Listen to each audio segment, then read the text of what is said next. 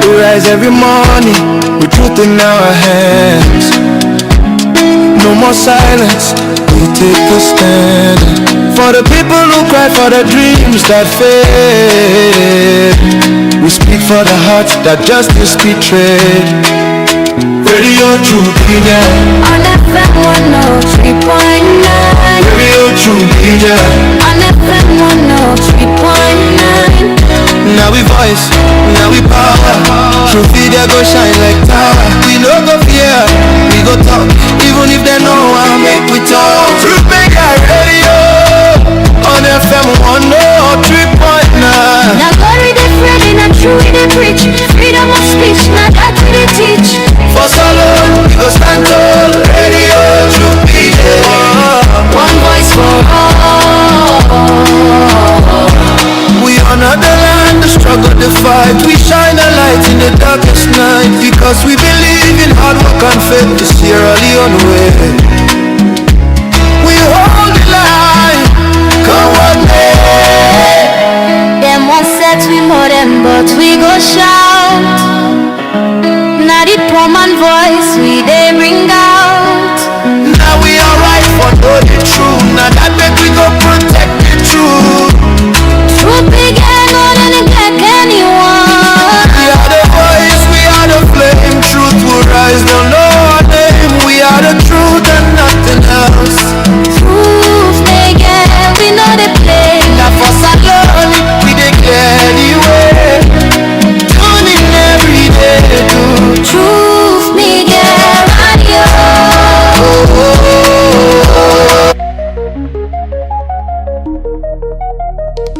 This is Truth Radio, 103.9 FM. We empower the nation.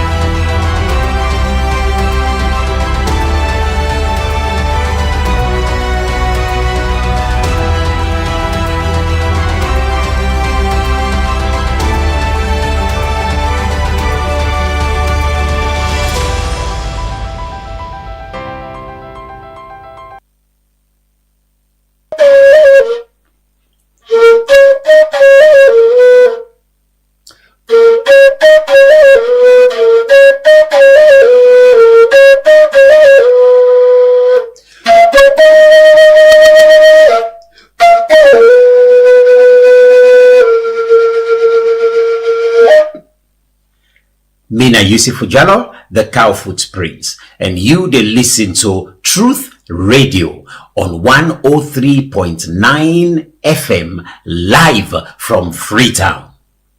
Natu de las. Well, me fancy anyway for do with yourself no more. Hallelujah. Truth Media. Truth Media.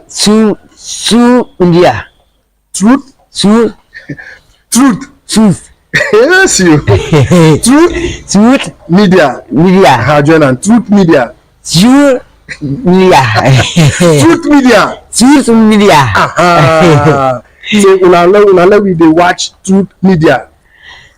We watch. Una we dey listen to Truth Media. Now listen you. Una listen to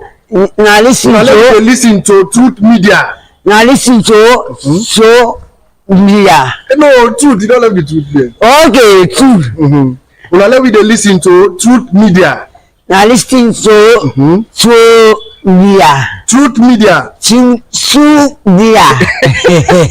Well, no bad. Now, sir, anybody, Salomon, yeah, they live or they people them for do any business for do some.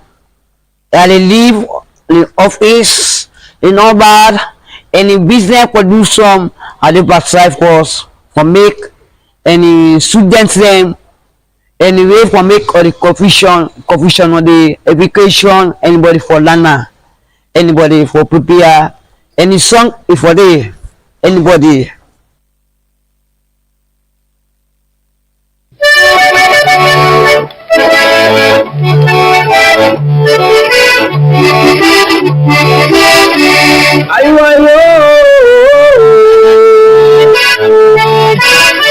Nyabone sewo matonya yepe gbogbo era o. Tonya yepe gbogbo era ngatu ayabo meta wa tomina ni FM o.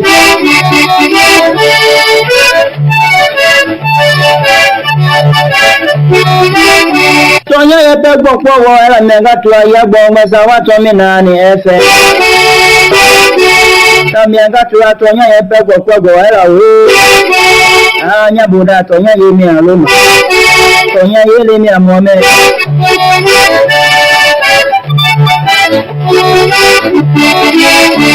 Nyabone jagbe yale meje ti yale do mi do nyango ngoro tonya yepe gbogbo era o. Miata mi sibena. Namorabo mi driver. Nyabura jepe bubura be mi wabido tonya yepe gbogbo era.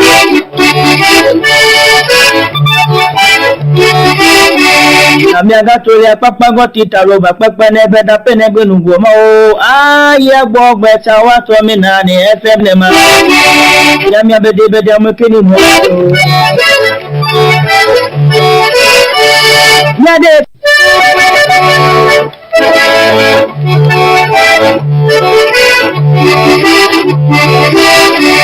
ayo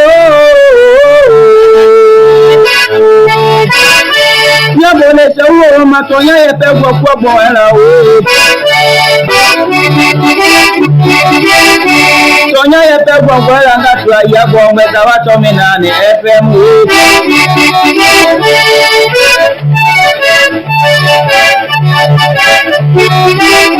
Tonya yepe gbogbo era ngatu ayabo meta wa tomina ni FM. Tamianga tua tonya yepe gbogbo era o. Nyabuda tonya yemi aloma. Tonya yele mi amome.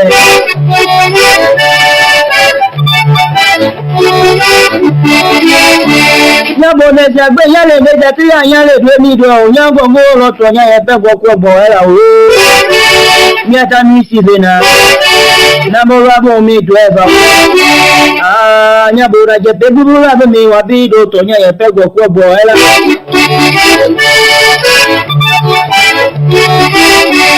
Amiaga toya papa goti taloba papa nebe da penegbe nugo ma o aye gbogbo eta wa to mi na ni FM ne ma ya mi abede amukeni mo ya de kini mo ni da keza me e bi lo to me gbo Amiaga pinga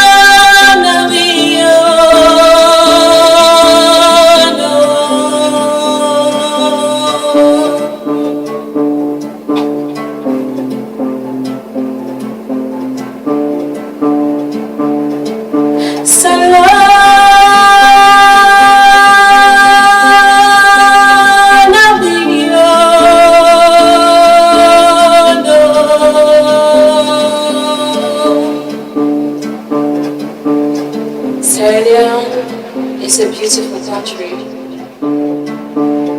It's beautiful people. Beautiful country with beautiful people indeed. It's Tuesday, the 7th day in the month of July 2026. Good morning and welcome. This is another edition, the second day in the week of the Truth Morning Devotion on Truth FM 103.9. We're on Facebook, YouTube, and TikTok, and we partner radio stations them right across the country. Good morning. What you having this morning? You don't get tea, you don't get coffee. Just wake up. You don't pray. You still in a bed. I hear some people can say they can pray with NSPPD first. It's NSPPD, right? I'm sure I have it correct. They can pray with NSPPD first. After the NSPPD prayer, and then can join with for another prayer. There's nothing wrong in serving God and praising God. It's a double blessing. A double blessing. Me say I cannot pray first. I cannot pray me morning prayer and before I kaya and lead una in prayer as well. I have me party there. Me na imam now. I'm small group actually. One small close group of friends in a family now. So. Yeah, I can lead people in prayer and I can lead prayer and as well with religious leaders. But good morning. I hope you had a good night. We are in the rains already, Up here, I don't know for other side anymore, but up here the weather can change. You can see sun no more, then you see place dark rain come. Can drive sometimes from here to old school. After old school, rain go go up Regent. Sometimes I don't hear rain they come up here and that. So the weather pattern, but we're in the rain season already, and I see Freetown City Council already they don't start for clear the drainages and the waterways, and hopefully we go also focus on people and where they build na side them way they block the water, because sometimes it's people who build na the waterways and they block them and make it flood. If you check different part them across Freetown from Hop, take and down, you see how people in the bill anyhow. Let's say the main one, well, somebody posted on Facebook. He was talking about the lack of residential areas. Everybody's building shops everywhere. And most times where they drive, now then they can kind of in mind say, we hardly get an area where they say this now, and this is not for Freetown. I was actually telling the person may focus on Freetown. I was actually telling the person that waiting me don't see in a Bow and McKinney where I don't go frequently. Waiting I don't see now that even every other new community where you see they come up, now shops there. Everybody's building every side na shop. I think the only side where na Freetown I go say kind of get some residential looks na some parts of Spur Road and King Street. After them parts then I'm not sure all that some parts of Spur Road and King Street actually, but and Signal Hill kind of, yeah. But all the other part them na shop. Any side where people and they look the peninsula usai Peninsula, watch it. Every other side, Jewel, this new road, all sign and shop. You not get like any community where you go model, say this is actually a residential community. We need for keep here quiet. There is a new, I can drive past Regent, because they after Regent. But there is a new pub, a bar. One of these days I they drive past and it was on Saturday. I stay late. I think it was on Saturday or Friday. But there is a bar there. If you hear the music where they play, and I was like, Regent way, today way people and they tell you then they go to them village in a Regent. You imagine saying some quiet place, quiet, Creole community where people then go escape from Freetown, go rest in them village. But it's the noise where they everywhere where you dey. It's every side don't look open up. It's no control. I remember I've been getting Minister of Internal Affairs here. He was pushing for time. Police been pull a statement, even at the beach, they been pull a statement, say certain time, for play music after certain hour. But we're losing that. We're losing that in our communities. We're losing that in residential areas side, and we've been very quiet. Every side noisy now. But it's us. Now we the people them, not to not to other people them. Now we serve the people them. We don't normalize things that we wrong so much that even when other person they do something we wrong, if other person see am say this is wrong and one stand against am, that person they will stand against am and not the bad person. You will stand for the right thing at this place, you not the bad person. The person where they do the wrong thing, now not the good person. Unfortunately, that is how our society is. Even motoka, if you sit down inside taxi, they want overload. You say no, me I need really they overload this motoka. You not the bad person. You go begin to say go buy your own private motoka. If you do inside keke, the man want load before. They want load inside the seat. You say no, don't do it. You not the bad person. It's just with society. I don't know how. What me Padike asks how we get to this point, but we got a lot for do for redeem ourselves, for ensure say the things that we're not normal, we not normalize them. The things that we're not right, we not make them right. The things that we're wrong, we all stand up against them because we all they see them, and most times now we self they perpetuate them. Now we they do them. We can look at the political class some, but political class is a reflection of we the people them as well. Now what thing we can do, now in they give them that say they were then self flip and you lose self flip we own.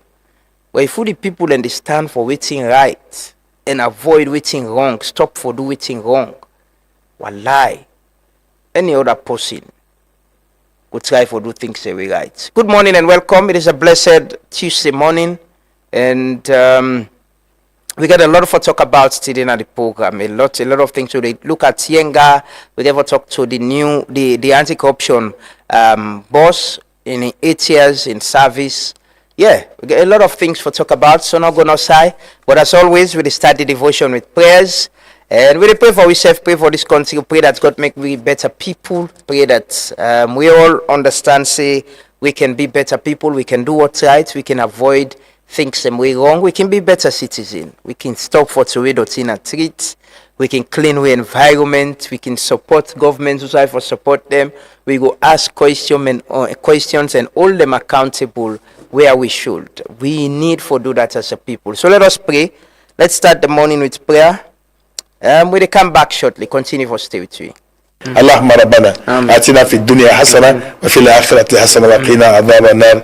اللهم ربنا من أراد بنا وبالمسلمين وبالإسلام وبهذه الدولة ودول أخرى إسلامية كان أو أفريقية سوءا فشغله في نفسه يا رب العالمين. اللهم إنك عفو تحب العفو فاعف عنا. اللهم إنك عفو تحب العفو فاعف عنا. اللهم إنك عفو تحب العفو فاعف عنا. ربنا لا تؤاخذنا إن نسينا أو أخطأنا. ربنا ولا تحمل علينا إسرا كما حملته على الذين من قبلنا. ربنا ولا تحملنا ما لا طاقة لنا به واعف عنا واغفر لنا وارحمنا أنت مولانا فانصرنا على القوم الكافرين. سبحان ربك رب العزة عما يصفون وسلام على المرسلين والحمد لله رب العالمين. Papa God na heaven, I dey tell you thank you for the nation of Sierra Leone. I dey tell you thank you for all the things them wey you don't do for we and the things them wey you about to do for we. Papa God, I come this morning and I dey ask for mercy on behalf of the nation. Who say we don't get it wrong? Papa God, I dey pray say you mercy go come and wash we and make we clean. Papa God, I commit the president na you hand. I pray say you go always give wisdom, idea how to rule this nation so development go come. Papa God, I dey pray also for the people of Sierra Leone that you will give them the good heart, oh God. Papa, you go direct we as people of Sierra Leone for make we know wetin for do and wetin go do for let we go help this nation. Papa God, I dey pray, oh God, that this nation, the blessings the way you don release, we go benefit from them. Father, the minerals them within this nation, we go benefit for them. Father, above all, I pray for peace.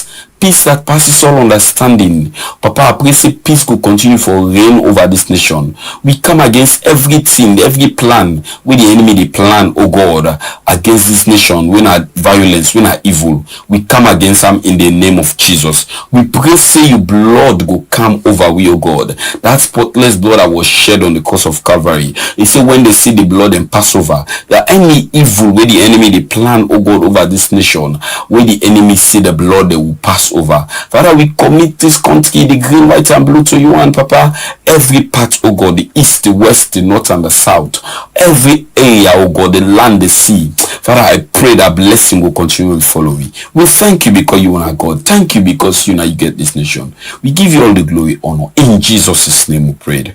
Amen.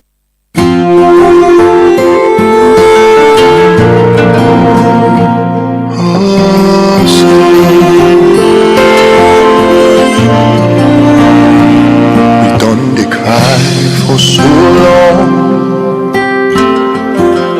Papa, do you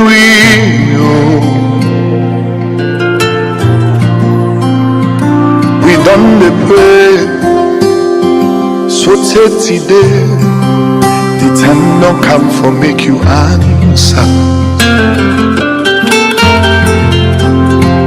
Retire for past be and do.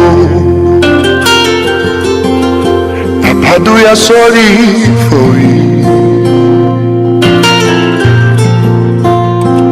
because we sense a nonsense if we not get you presence,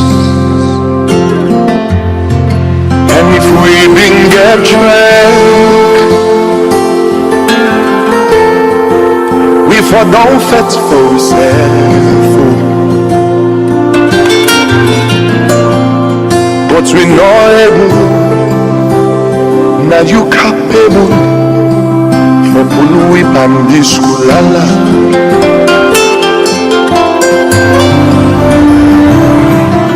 The power you begin and the press. Do ya we need the pen for dog? We done the kite. Do ya just make the rain for dog? Can't help we love, so we go rise.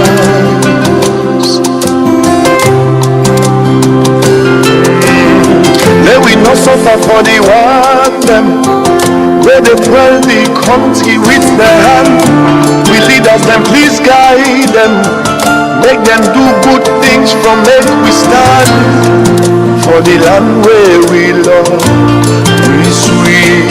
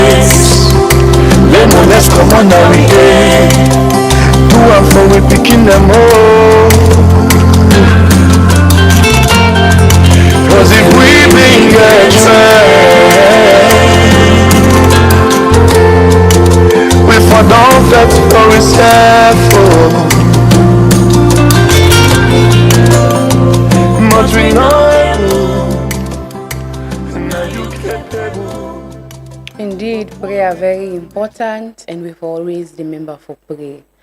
Good morning and welcome again to another brand new day. My name is Nafisa Tola Inkadin, and I'm glad you at the show on your screen today. The cyber space is very complex. Now, something where then for the regulate, especially with picking them, teenagers them, adolescents them. The digital space now something where it's very vast, it's big. So when they interact, they take it time. Even the one a big person self, what you they share, what you they comment on, and so many other things them. And also, we when are the adults them, we should also be careful of how we the process or how we dey look at content that we dey see online and how we dey share. For share person in body, for share person a privacy online, it's something where not good at all. And we also forget that responsibility they say, we for protect picking them, we for protect woman them, and for protect the young one them. Not only for share other people them privacy, other people them then think the way that they put out or think the way they don't want to make people then see. So social media now something where like it get good parts, it get bad parts. So many disadvantages and so many advantages. It depends to how you use them, how you utilize social media. So many things that we picking will be exposed to if you're not regulating phone. Picking your old phone, you put it under parental control, parental guardians. If you hold the phone, certain content and enable for get access to them because why? You don't set the phone for make see maybe anything we compromising, we're not to 18 plus, even content where they read. Maybe it's not even a video. That's something I'm going to read online. Where not something we not good for appropriate for an age. You're able to regulate the picking phone. They check them. Although now picking NSF then get sense, they know what they do. They know how for block their WhatsApp, change. So many other things then, but also parents then for also be tech savvy. If you know how for play with phone, if you know how for even if you don't know, check your phone to other person. To you take your picking phone to other person. Say, hey, una set for me this phone, una this, una that, so una check for me this person phone. Keep tabs on your picking. Watch what they do online. Watch what they post. Advise them. Wait, now we give picking phone. That's the most, the most crucial thing where you tell is how in the share content but in self and content but other people then. Not necessarily mean say pass in share content, but in self it can be about other people. What if you see someone in compromising video, someone in compromising picture? Even if you're not compromising self, maybe the person not pose fine, look too good in close bend, or sometimes leg the shoe small now though. You tell you picking say this not a thing where you share, you disseminate. So while we think about that day, we go get to national anthem in pledge, as that's our commitment to this country. We will come back to you. I will exalt thee when on that feet. Great is the Lord we have for thee. Stand united. Singing like rain on native ground, raise apart and our voices alone. That means underground, leave the air for our cry. Blessing and peace be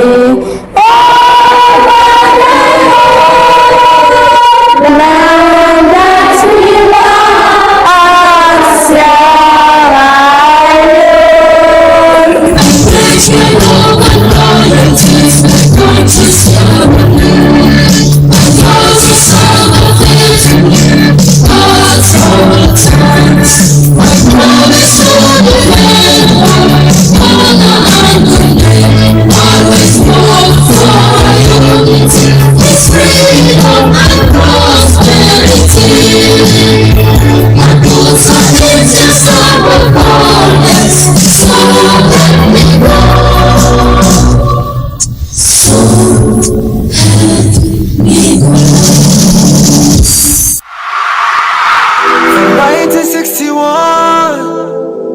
no change the plan. Now all thing in we on. Now we forbid the change what we want to see. From 1961, with all the dreams and no plans. Now we understand. Now we forbid the change what we want to see. Give we road for control. Now we running out of time. Now they wait for 1, 2. Every other day they get plan B. Red and green promises when all they ever gone true. Gay now Tony wa mulala. Gigi now pay my way mojala. Now we meet us and talent in the sada. And we the youths and all understand the matter. No, you not good believe, say. So many good things there for we all. Do you understand not to you business? This time we didn't want them for involved. So make we count 1 time. The book could talk and all the bad that's skin. So make we count 1 time. Show us in a real God don't stand. We run out of time, so make up your mind. Now we forbid the change when we want to see. Salona we all get we roll. Now we forbid the change when we want to see. If we not like the flow, the waiting they go. Now we forbid the change when we want to see. Salona we all get we roll. Now we forbid the change when we want to see. Oh wow, if you know how you dey pain. Say somehow, all these years has been the same. Now for money, no focus on the truth. This on the depth of the answer for you. Body move on, this that time we do the right thing. Cause everything they have to you. Now we left for fest, we serve for Monday, we know the feds for we serve. Saturday, Sunday, we feds for we serve. If we only plan now for one, go never host for trust. Now we get for pay the debts for we serve.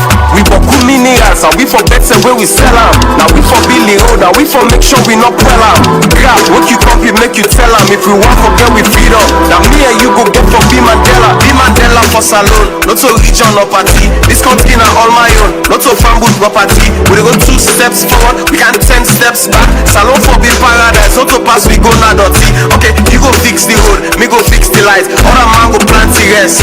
Fan water, now we fix the pipe. Billy O's, so we not go want you for sleep tonight. And progress like this, so make the red and the green unite. So make we count 1 time.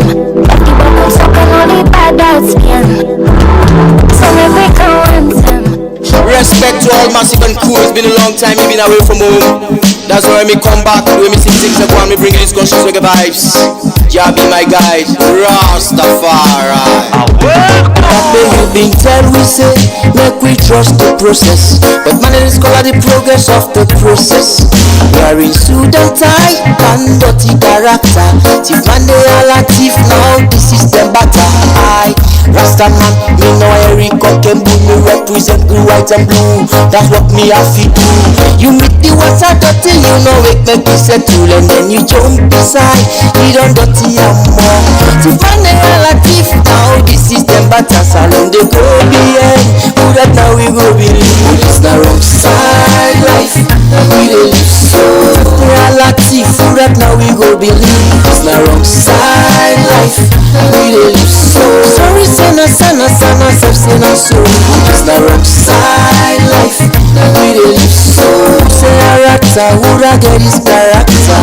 Capside life. We dey live so. Salon they well, then just a so. Things are go bad, who not depend story. Fake promises and philosophy, yeah. Say we don't tire with Baku stories. Bring us the rice, was the people hungry, yeah. Things are go bad, things are go bad. Things are go bad in a me beautiful nation. What a one. Man them feel conscious, man them feel conscious. Man them feel conscious and stand for the right. Is your right? It's the wrong side life. We dey live so relative. Who that now we go believe? It's the wrong side life. We dey live so. Sorry, sinner, self sinner so. It's the wrong side life. We dey live so. Say character, who that get his character? Capside life. We dey live so. Salon they well, then just a so.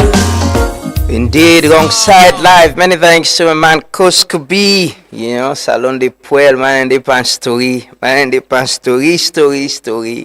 You know, sometimes when I can see the people that we want to be president, I can say, I don't turn leadership to Fana market, to corner shop.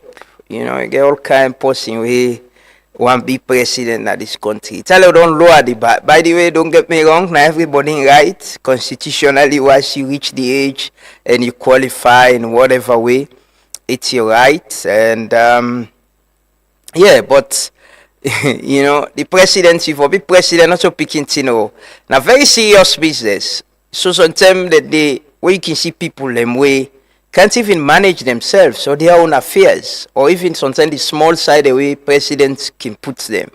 Say or with them be don't serve today. They're not able to manage them places then they can tell you say they will run a whole country.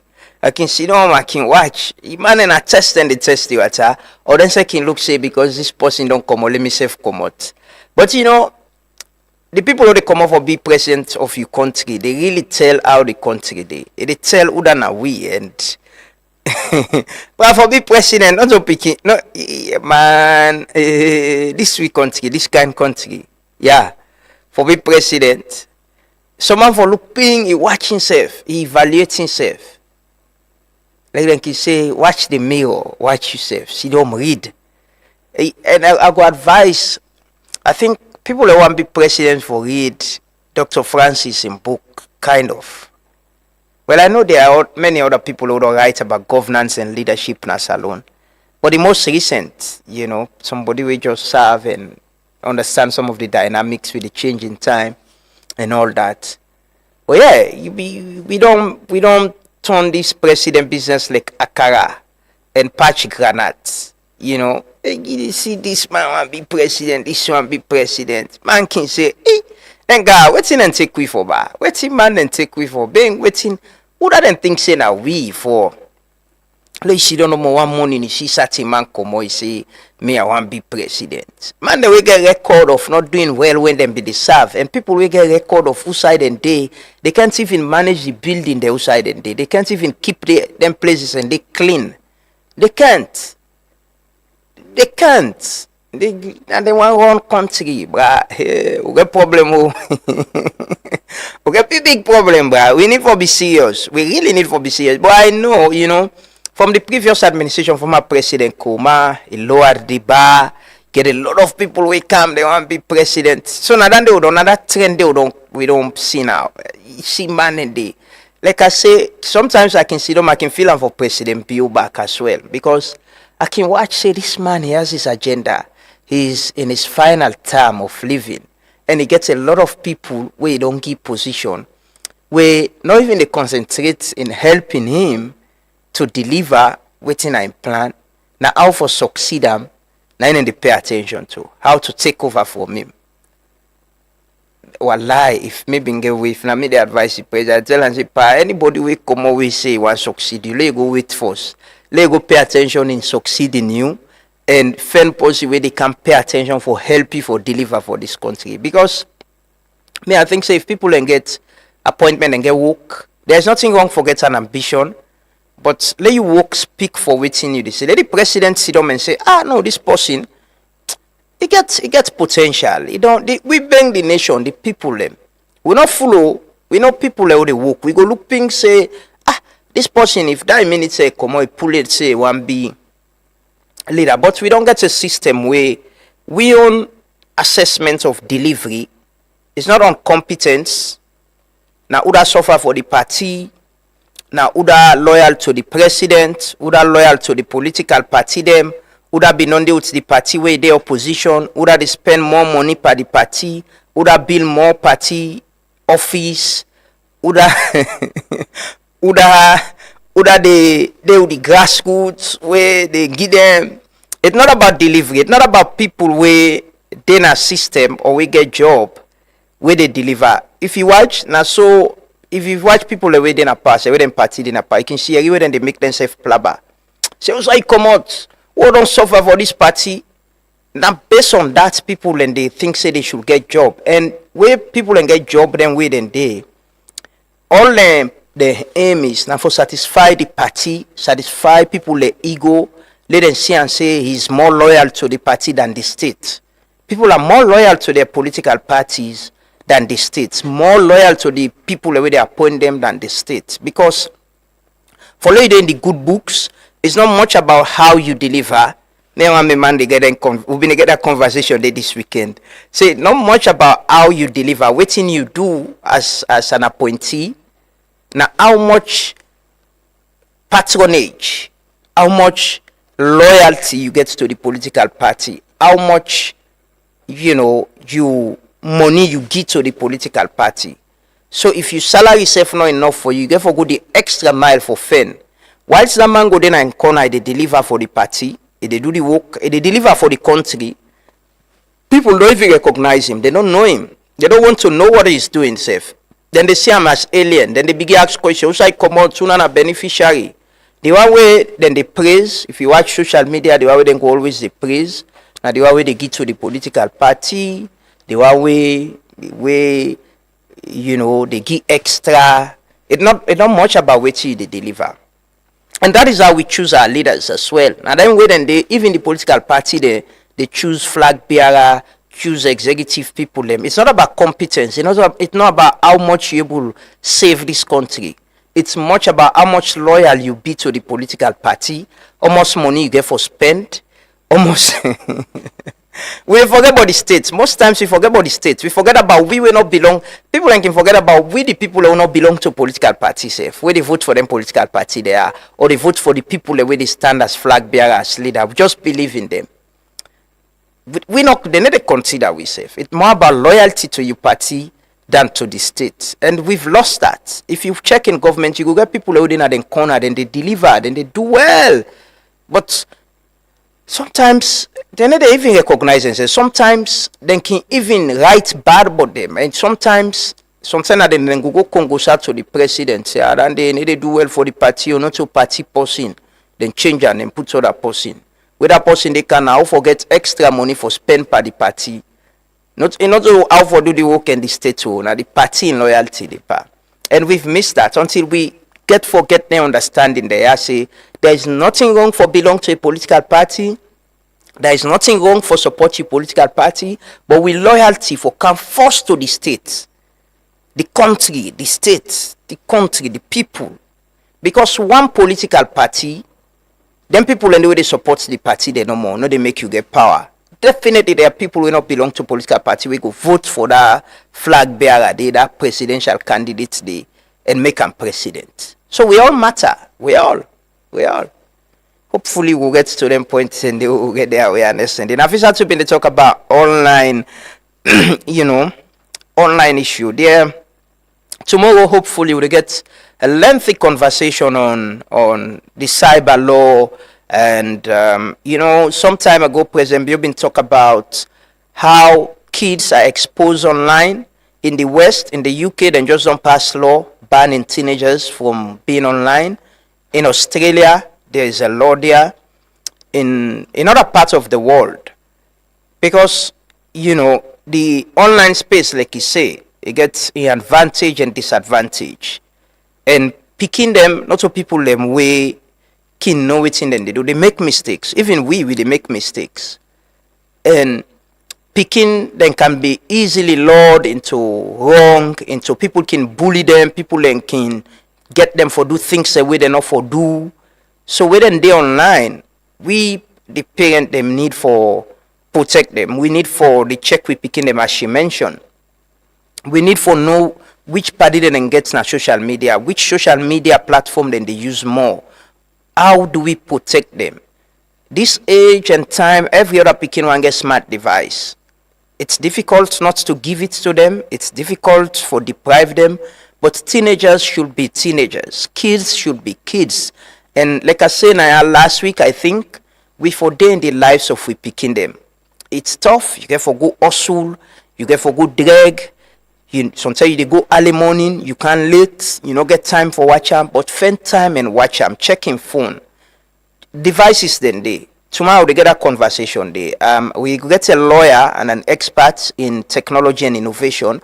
We go advise which platform, which software them for use or waiting for use for able check you picking and protect you picking online. It's very, very important. And sadly, now with society, I can say waiting they happen now with online space. Now a reflection of who that we be as a people. Then they talk about how we can pay so much attention per the bash machine car and bring in there. Then think that we're not relevant or matter safe. Now they can get your attention. Watch online, watch what we can discuss. Watch the things that will affect we truly we not can pay attention to themselves. And now so we get a very toxic online, community where quickly people can just share anything. People can just take, they don't even care. They get taught say, what if this was my child? What if this that be my pikin? What if this that be my sister? How will I feel seeing someone sharing videos about that person? They're not can even get that thought themselves. They do it.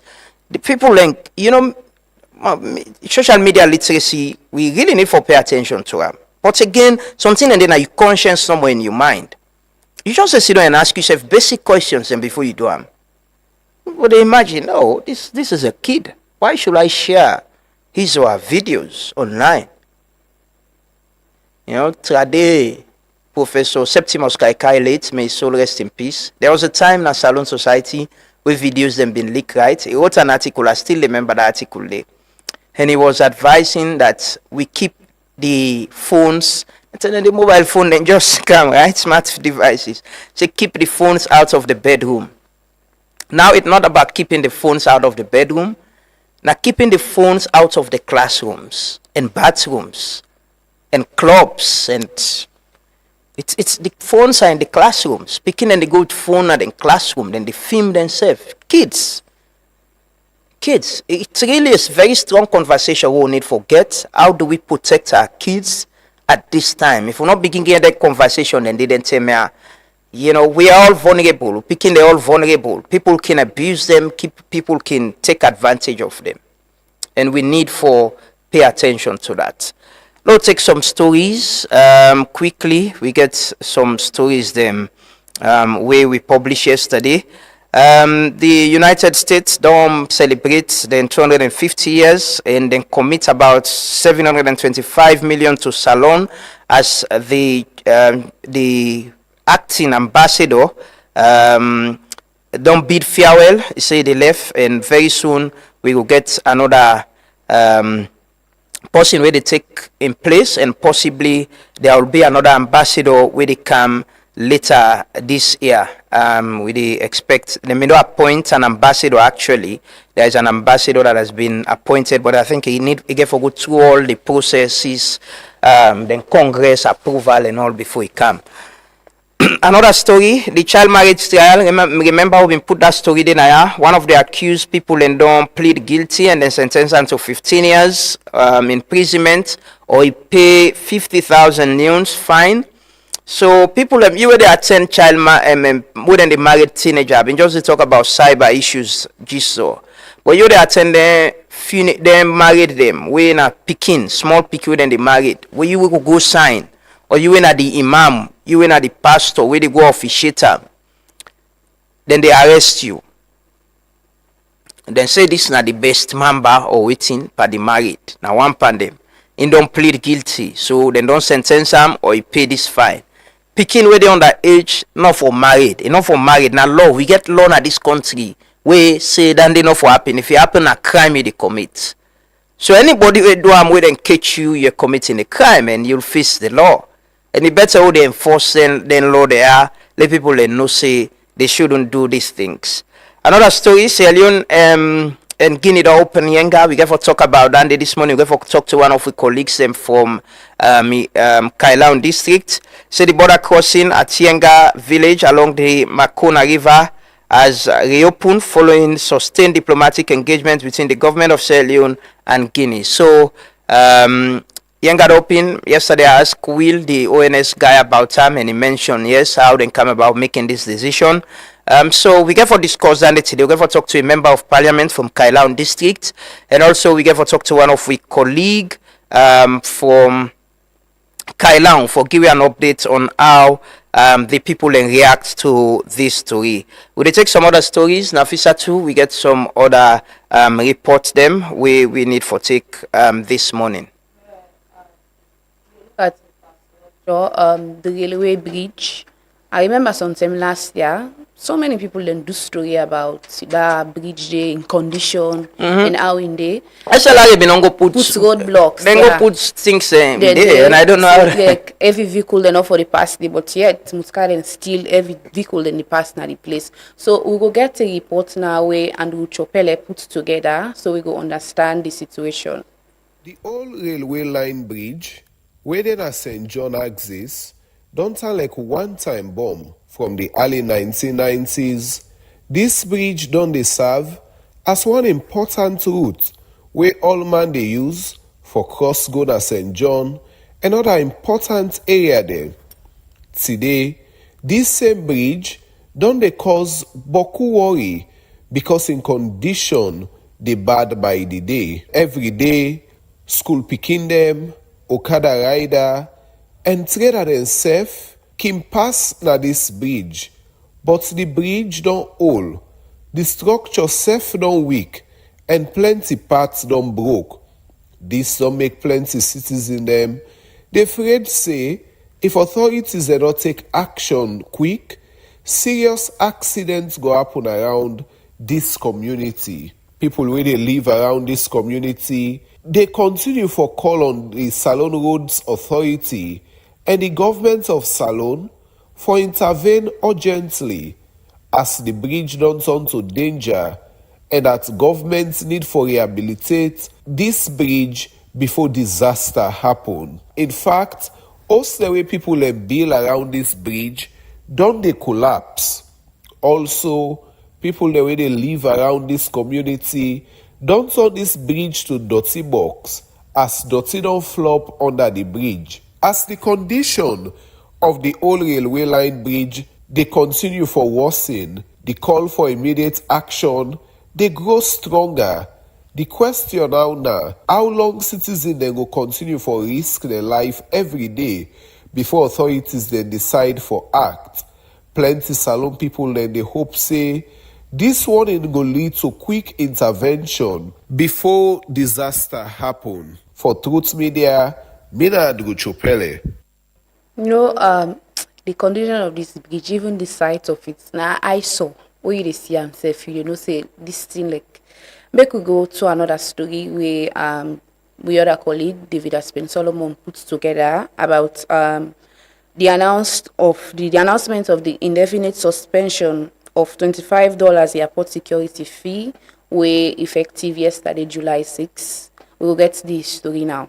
During the London Civic Town Hall, diaspora dem raised concerns for taking the $25 airport security fee where passengers then can pay na the Freetown International Airport. Where they respond, Vice President Dr. Mohammed Jule Jallo bin talk say government saw the concerns of travelers them, especially families where can travel with them picking them when it comes to the high cost of airport service charges them, and be assured say government go look into the issue. The security port fee, that is a valid point.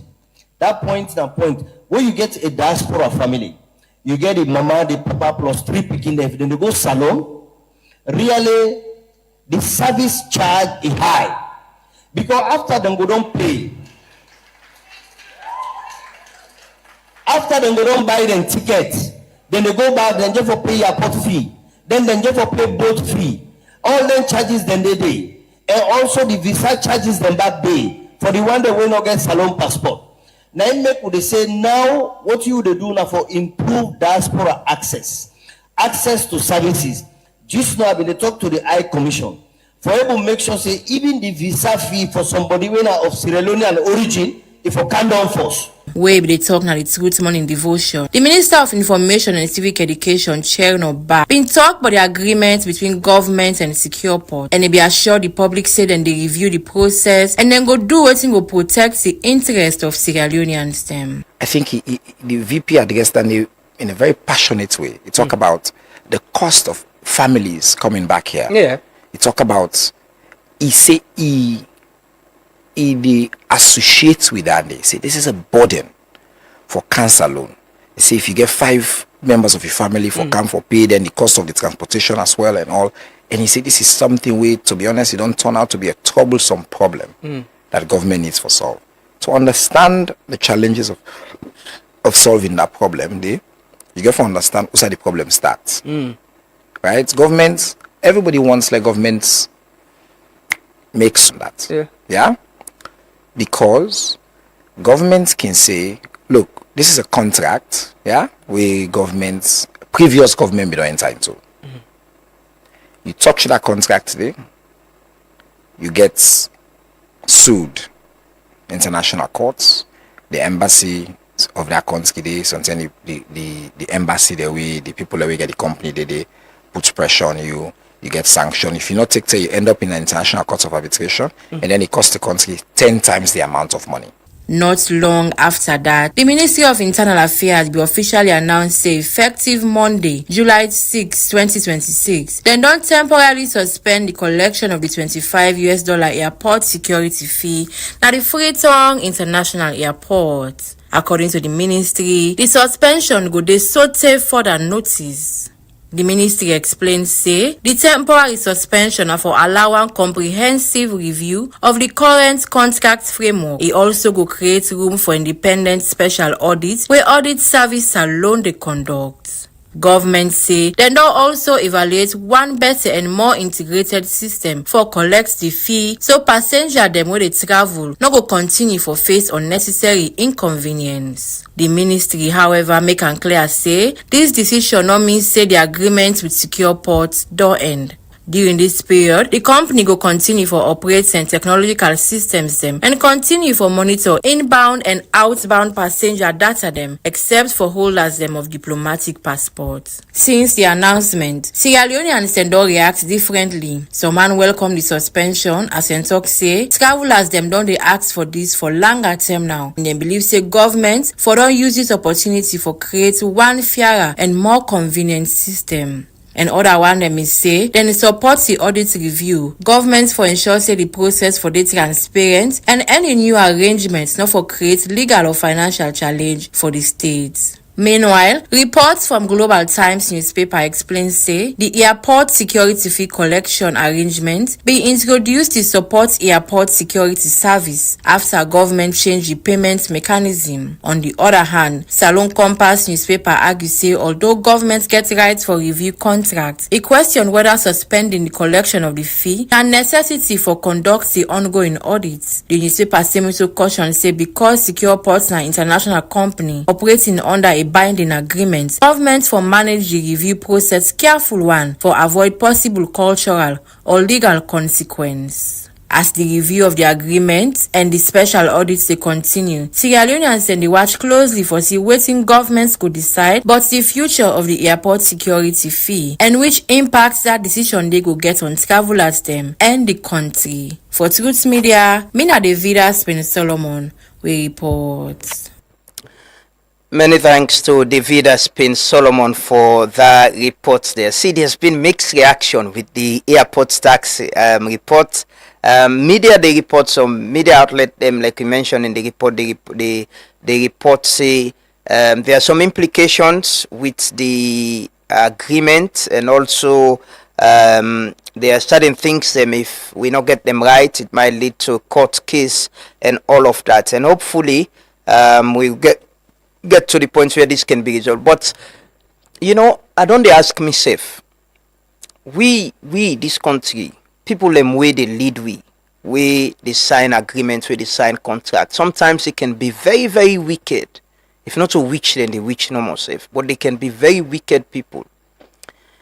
I don't understand how somebody go sign an agreement and a non-member say, then for puts an area usai go say we can review this agreement after 1 year or 2 years and see how we go reduce the price or take this off totally. I still don't able, because the agreements here, then they go through cabinet. Cabinet na place that we get experts, people let me then imagine say then get the expertise, then go put the interest of the country before. From there, it go na parliament. Parliament get committee them. then go watch them. How can't we every other time we sign agreement with people them? Again for end up say we na the people them now like sometimes it looks like na favor than they do we. We come for we review the agreements and they terminate them. It's a problem. Watch the toll road agreement. We've been fighting with this from when Parliament promise say then they review the agreement day. 30 days, nobody not care again. We've moved on. We don't Allah about until we don't move on. We don't care again. We don't care about ourselves. It has been an agreement. People and don't they pay. Now government is finding it difficult for review this same agreement. And by the way, I think one of the other questions they will go for ask back now, Usai the Uda and Uda they be involved in sign, because sometimes if I know the old people them accountable for what they do. It's honestly important. We need private sector, we need people who they provide services.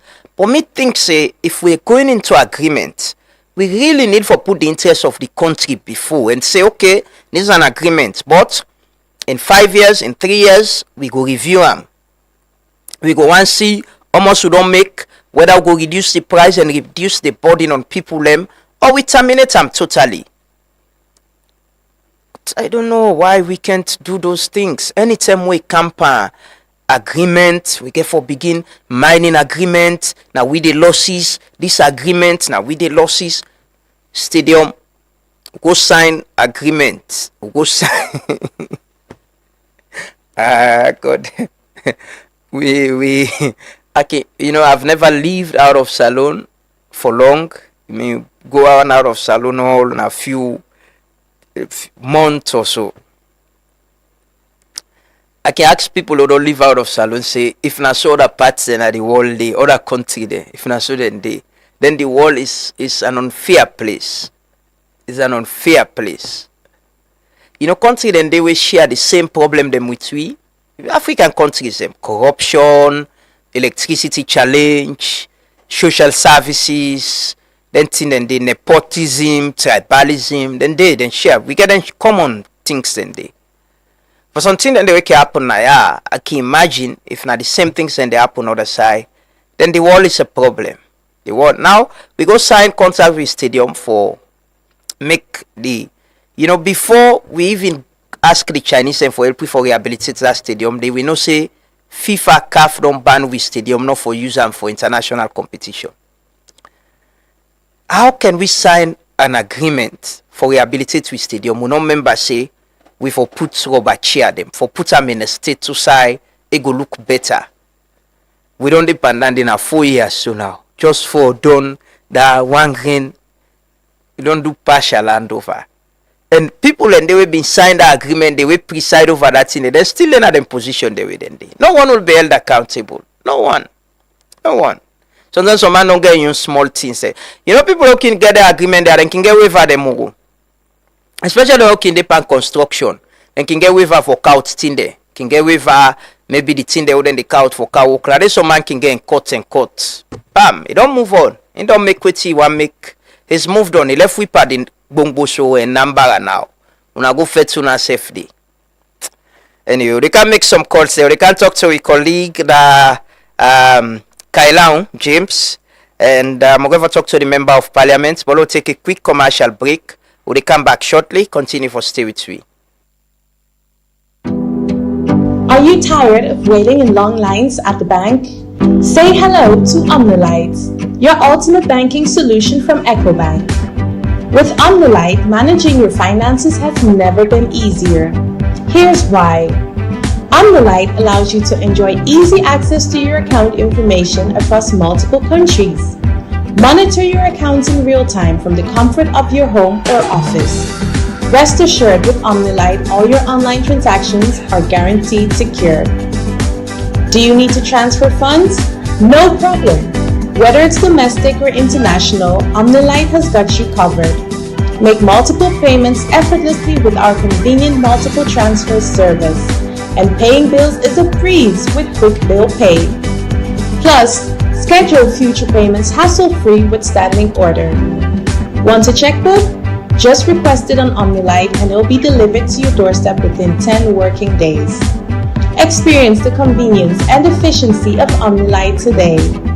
Visit us online or at your nearest EcoBank branch to learn more. A better way, a better Africa.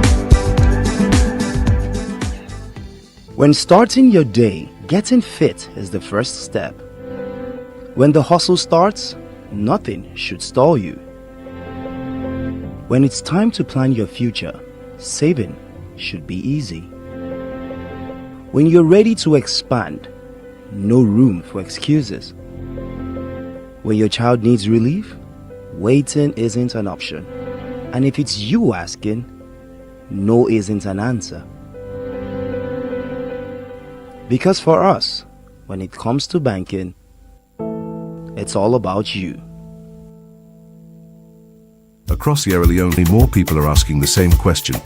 Why buy fuel anywhere else when Cornex gives you more?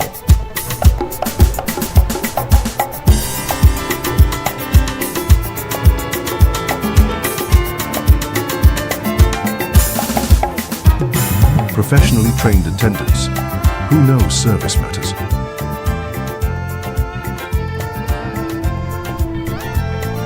Cornex Fuel, a litre is a litre every single time.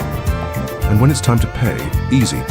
Pay with mobile money, Visa or MasterCard or the Cornex Fuel card. Clean restrooms, welcoming spaces, every station, every time. Clean fuel, clean spaces, clear value. That's why Sierra Leone fuels with Cornex. Cornex retail outlets, always clean, always professional, always for you. Fuel smart. Get your Cornex Fuel card today.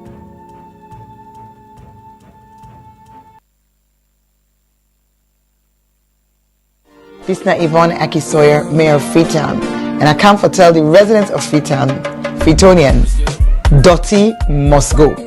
So what will we do about that? We will not pass that new bylaw. We mean say everybody for register with the approved service provider. If you don't know you own, then you for dial 8244 or go to the FCC website for find out. For call them, let them come and register you. Payment will be done using an app, online payment, cash business not the day again. If you want a bin or a bag, you go able to get them from your service provider, where they all now don't customize and make them standard. But if you want to use what you get, then they said, all right, we want let everybody member say, this na law. And because na law, FCC don't sign MOU with the Sierra Leone police. Now then set the EPRI for enforce. Not give you dirty to then push for them with the Allah clean salon. Freetonians, let everybody register with an FCC approved waste service provider. Let we work together for ensure say dirty must go.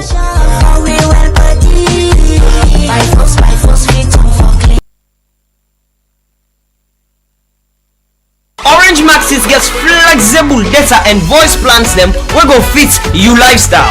Try the Colat Mini for just 70 Leone and get 2.5 Mbps speed for 7 days. You can need data anytime. Your bundle they give you fast internet anytime you day. For you can prefer customized plan.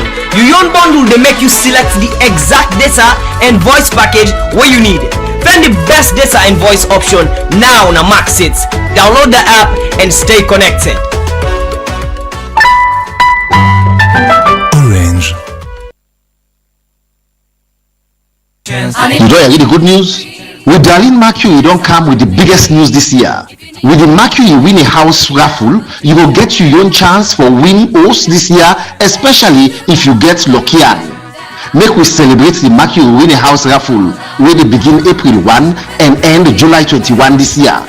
For qualify for this raffle, you for play up to 50 leones where you buy it per online sports game and up to 250 leones per the Vegas game them. The more you play, the more you will get chance for win.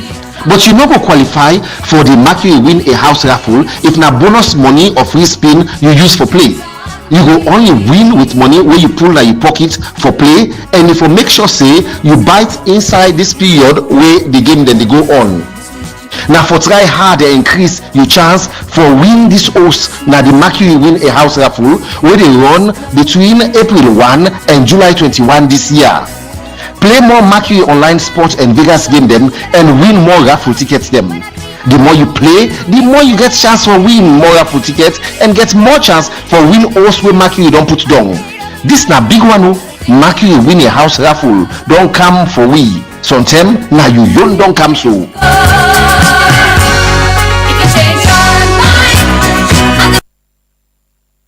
Welcome back. This is the Truth Morning Devotion. If you watch with screen now, you will see some traffic. There is some heavy traffic along Congo Cross because of an accident we happened last night. We understand there is some heavy traffic along Congo Cross, and it happened overnight. And if you left us now and careful use Congo Cross axis for coming inside town, just brace up yourself and try for understand say there is heavy traffic. One of the lanes, one of the part of the road is blocked, and we colleague Dede they try for get more updates.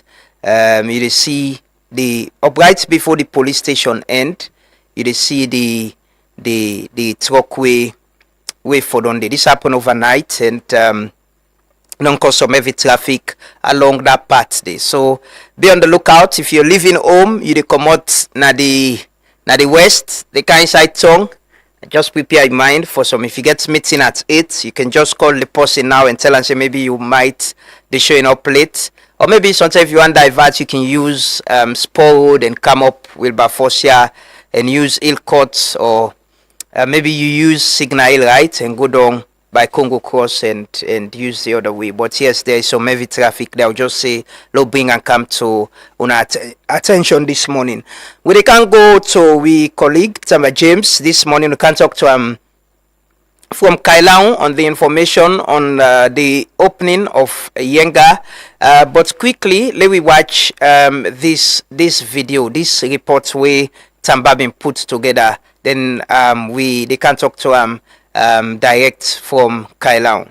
Today make 1 year, 1 month, 24 days, where no business, no movement, and the people like Yenga been come outside and turn. This have been big challenge for people, especially the business people, and even the ordinary people. June 24, 2026, don't change the story. Brigadier General George M. Bangura, Brigade Commander, Hostess Josiah, Provincial Secretary, ONS, Finest Tamalamin, Madam Josephine, District Security Coordinator, ONS, Kailaon, Lieutenant Colonel Dasama, Commanding Officer, Infantry Baik, Nadalu, AIG East, LEC James Koma, Nakwendu Police Division, with the local authority them, including Guinea counterparts, where they all come together for make this peace here, for make sure say then open the Yenga border business go able continue as it been on the happen today, which also go make for let people and movements continue for happen for go Guinea and come back na Salone,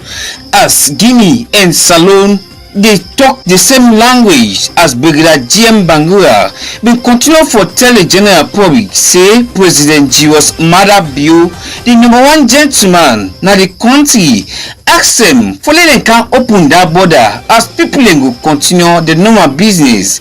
He say President Jiwas Mada Bio believe in peace and also believe in diplomacy. He tell the people na Yenga for return back na them home as them yai. Therefore, depend them for say anything will happen to them. They go complain to the authority them, so that if the complaint reach them, they go know waiting for talk to the other counterparts them. Well, and then Guinea. Event here so the end 551. We say Oma me laugh, and today plenty people them business owner them begin go na Guinea for buy and come back.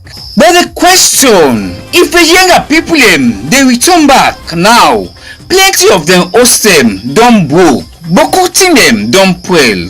How they will live in life them. Talking Voice Studio Television, Mina Tamba James.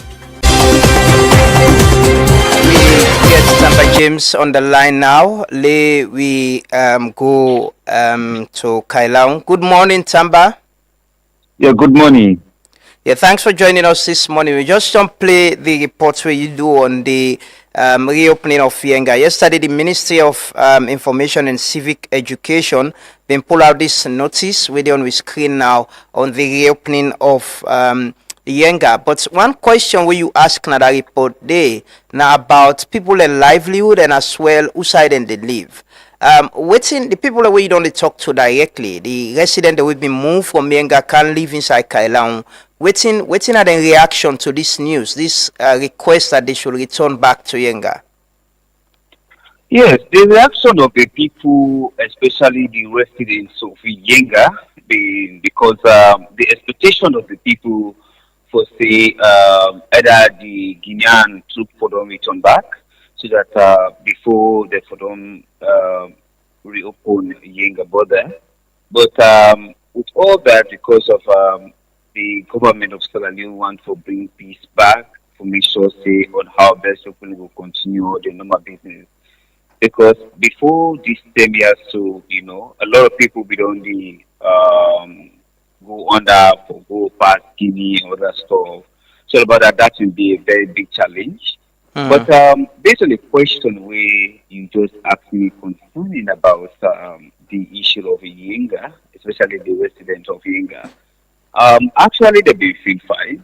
But the question will become during the reopening where the town chief na Yenga when Chief Tamba Nyuma being asked the delegation will be come from Guinea and also the one they will come out from Saloon. For say if now under which people get for the how the security get for locally. Doing that question here, so the brigade commander for East, GM Bangura, being able to answer them, say, then get for the currently under because under Guinean security, because if you watch right now, Yenga, the Guinean troop left then day before now the baking outside they make the baking, and the Yenga on the inside. After Yenga, they come to the baking. So the Yenga on the so now the most of what they say them. The security na Guinea get over they look over them, but also Salon security, the authority in that Salon, they yard them get for the tap the one them, especially the citizens in Yenga. And the brigade commander been tell them say if anything we then see in the embargoing or some way the embargoing, it's even free for reach on to the Salon authority them for complaining to them. So the issue about livelihood as well. In this statement, the government talk about providing support to residents of Yenga. Say the government of Sierra Leone provided support to affected residents while pursuing diplomatic engagement. And then people have been on the leave na Kailao, but then they go back. Is there any aid or support we they receive for go start their life na Yenga? As you mentioned, some of them buildings don't go bad, and then some of them are farming they rely on. They receive any support, like any package for restart their life? That's not the biggest challenge we right now the residents of Yenga be facing, because since they don't ask okay then the people for return back, they don't reopen the border so that everybody can go on in normal business. They not get any support yet, because that's not the biggest challenge. Because when you look at Yenga, you enter inside Yenga right now, plenty of them who say they don't, but who don't show mark for letting collapse, plenty who say don't well, stuff like that. You don't take them how many years now, And the second point there is that the people how they will get something for them eat, how who side they will start. Because it already don't pass farming season. Because when you look at this part of the country, now a lot of people don't put swears, some people don't begin weeding stuff now and they farm them. So at least they don't get that time again for let them go begin brush this area, bonam, begin to clearing and begin put swears. So at least they don't even get any support for now, because if anything come like that, they will come to your attention. But for now, They don't get any support for say why they don't stay here for long time about 1 year, 1 month, 24 days. We they don't take up the money. They can open that. We open that border. They're not able to get any support within the absence for it on that. How about health care and education for the people? Is that something that they get access to when they return so back? In the area of education, we say it for us, but the area of education, that's a big challenge that for them because they get an access for education, but it's about let me just say a mile for come out from Busai Dendi for letting them get access to better education because they don't get school around an environment before this thing. But the Guinean security we don't come, if we don't police long time now. So at least even the school we've been dating, they get for Pulambi, they count beyond kind way right now in the function day. Because the school we don't dating have been Kailan District Education Committee primary school and that school because of the buffer way they make for make sure see the beginning like Yenga and other community they will get access to quality education and that's not be on the happen. So all about it the people themselves them see once they happen and people in them, you know, if you see people in that time they just come on war, you know. War we don't just turn us alone. So they can establish that school for make sure see they people get quality education. But for now, now it's very challenging for them because if you're thinking go like they don't pass MPSC, they don't for going JSS, they get for rent, please not going so or that's some picking even when they come school, then later on when they off back, they get for return back. Before they return back, you know, even you know, something like that. So it's very difficult for them. How about health care? Hello, Tamba. Yes, hello. Yeah, I've been asked about health care. They get health facility there. No health care. No health care. They get for come out from Yenga. They come inside Koduton before they get access for letting people get health care. So at least anything happen with them, they get a move from the community. They come up, so they don't get any good health care. They don't get health care. So they don't talk about it. They don't get any health care in the community. Okay. What's in the assurance that you know this return with and return so they're not going to face any you know situation like what them been faced from the Guinean authorities them way in other parts there? Yes, I've been getting interview with the Guinean counterparts, especially the authorities that we didn't come during the reopening of the border. So then said be assured say the people of Yenga, yes, the people of Yenga are them people them. So at least they not get anything bad for do to them. So then said they encourage them for them to return back. So that's our same day. So you know we've been talking to other security personnel say we didn't come more calm and Brigadier Jem Bangura will continue for talk to them for make sure see for letting nobody pass with arm so that you know that no make because that will make for letting people them afraid if at least they see them they work out arm and then here and there because when you look at this whole story there was a woman when Musu James he not ever come out the until this issue had done so instead being instead being well secured the time we did it until this time there so we open back the border. Okay, so what's in the security system there right now? You know, with this return, is it that you know there is a police, there is a presence of Sierra Leonean military officers as well?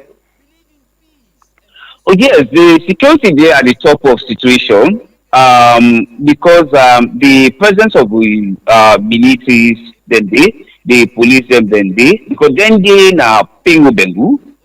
You know, when you talk about Yenga issue, because the Guinean government can put baking, another baking day, the Guinean security them did it, while also we self you then did that this other part. So at least the presence of the security them they did, both the police, both the armed forces, they all. Okay. Well, thank you so much, James, for speaking to us from Kailaun district and on the Yenga issue. Thank you so much. You will keep an eye on the story and go see how things and they unfold. But the people they excited for go back and for settle na the township. That's because when I've been talked to the township say he not ready for go back because based on that situation. Because the question we did ask, how they get for return back? What thing they get for their own? Yes. How which side they get for go they will leave? So these are the challenge, you know. Although a few other people in the community now when I from Yenga, they decide for them to return back because they not get no other way for let them do because they just get for decide for them to return back, maybe they go start another way on how best God will save them. But that's not the biggest question we can ask. Will they return back? What thing they get for their part? Second, how they get for fear themselves? Which they get for go live back? So now this most of the question then and the township in be clarity will say, you know, ever ready for return back until you see everything work fine. So the people are returning not on their own wish, right? Is that what is happening?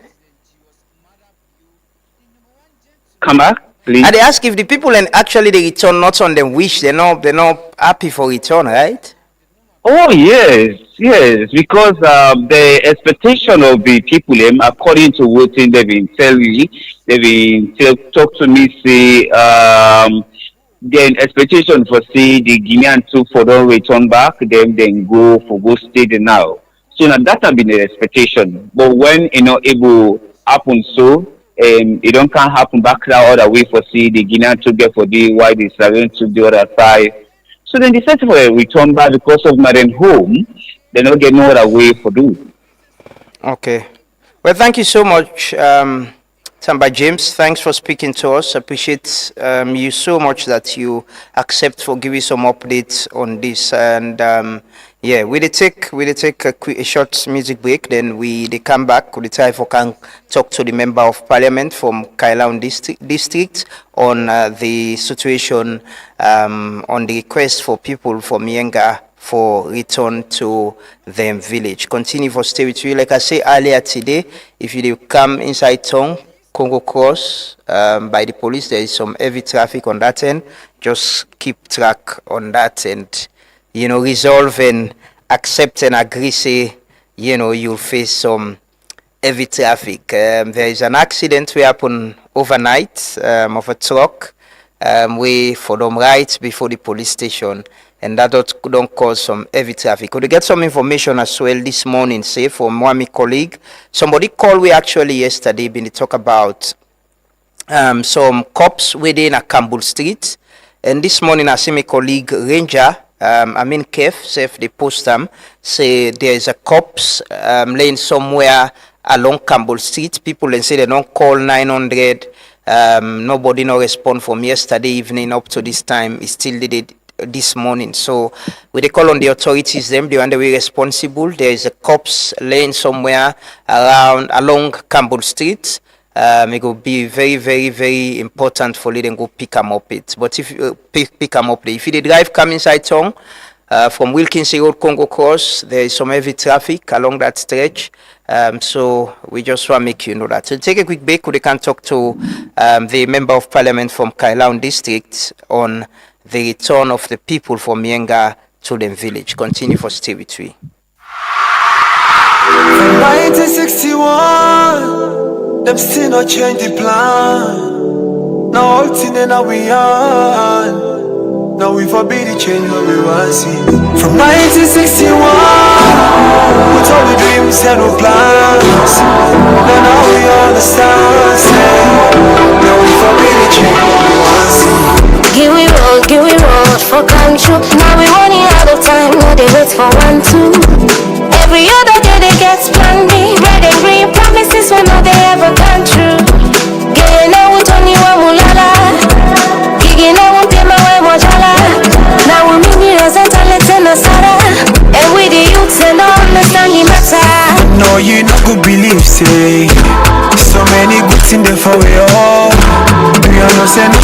things there for we all, and that we for be the change where we want for see. We all for try for be better people, try for do waiting right, and avoid waiting wrong.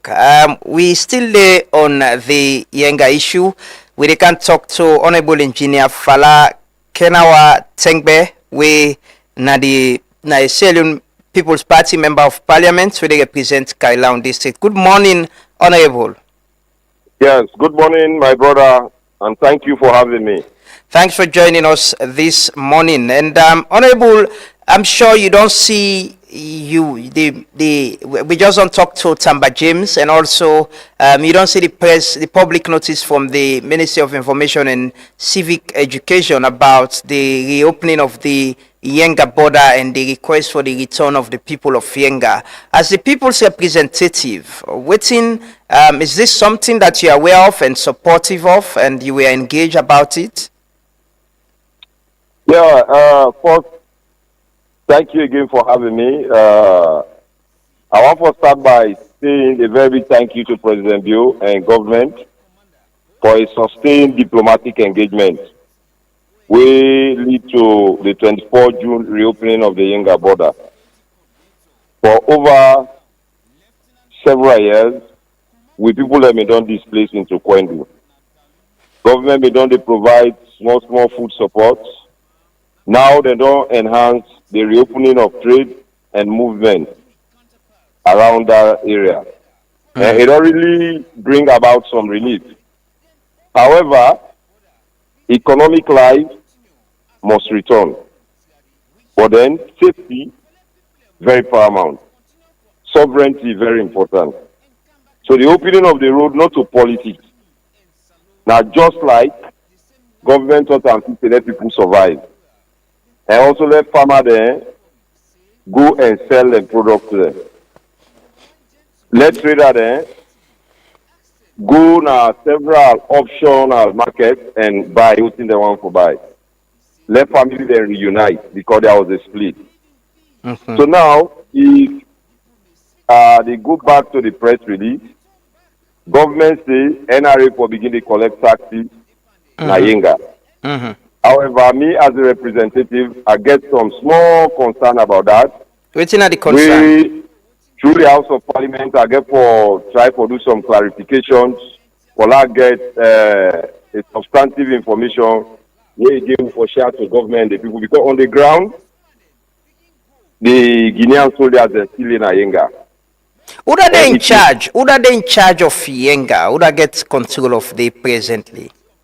Yeah, so now they say, for now, Guinean soldiers are not in Yenga. So if you ask with NRA officers then for go collect tax tender, it means they get for set up deck na Yenga.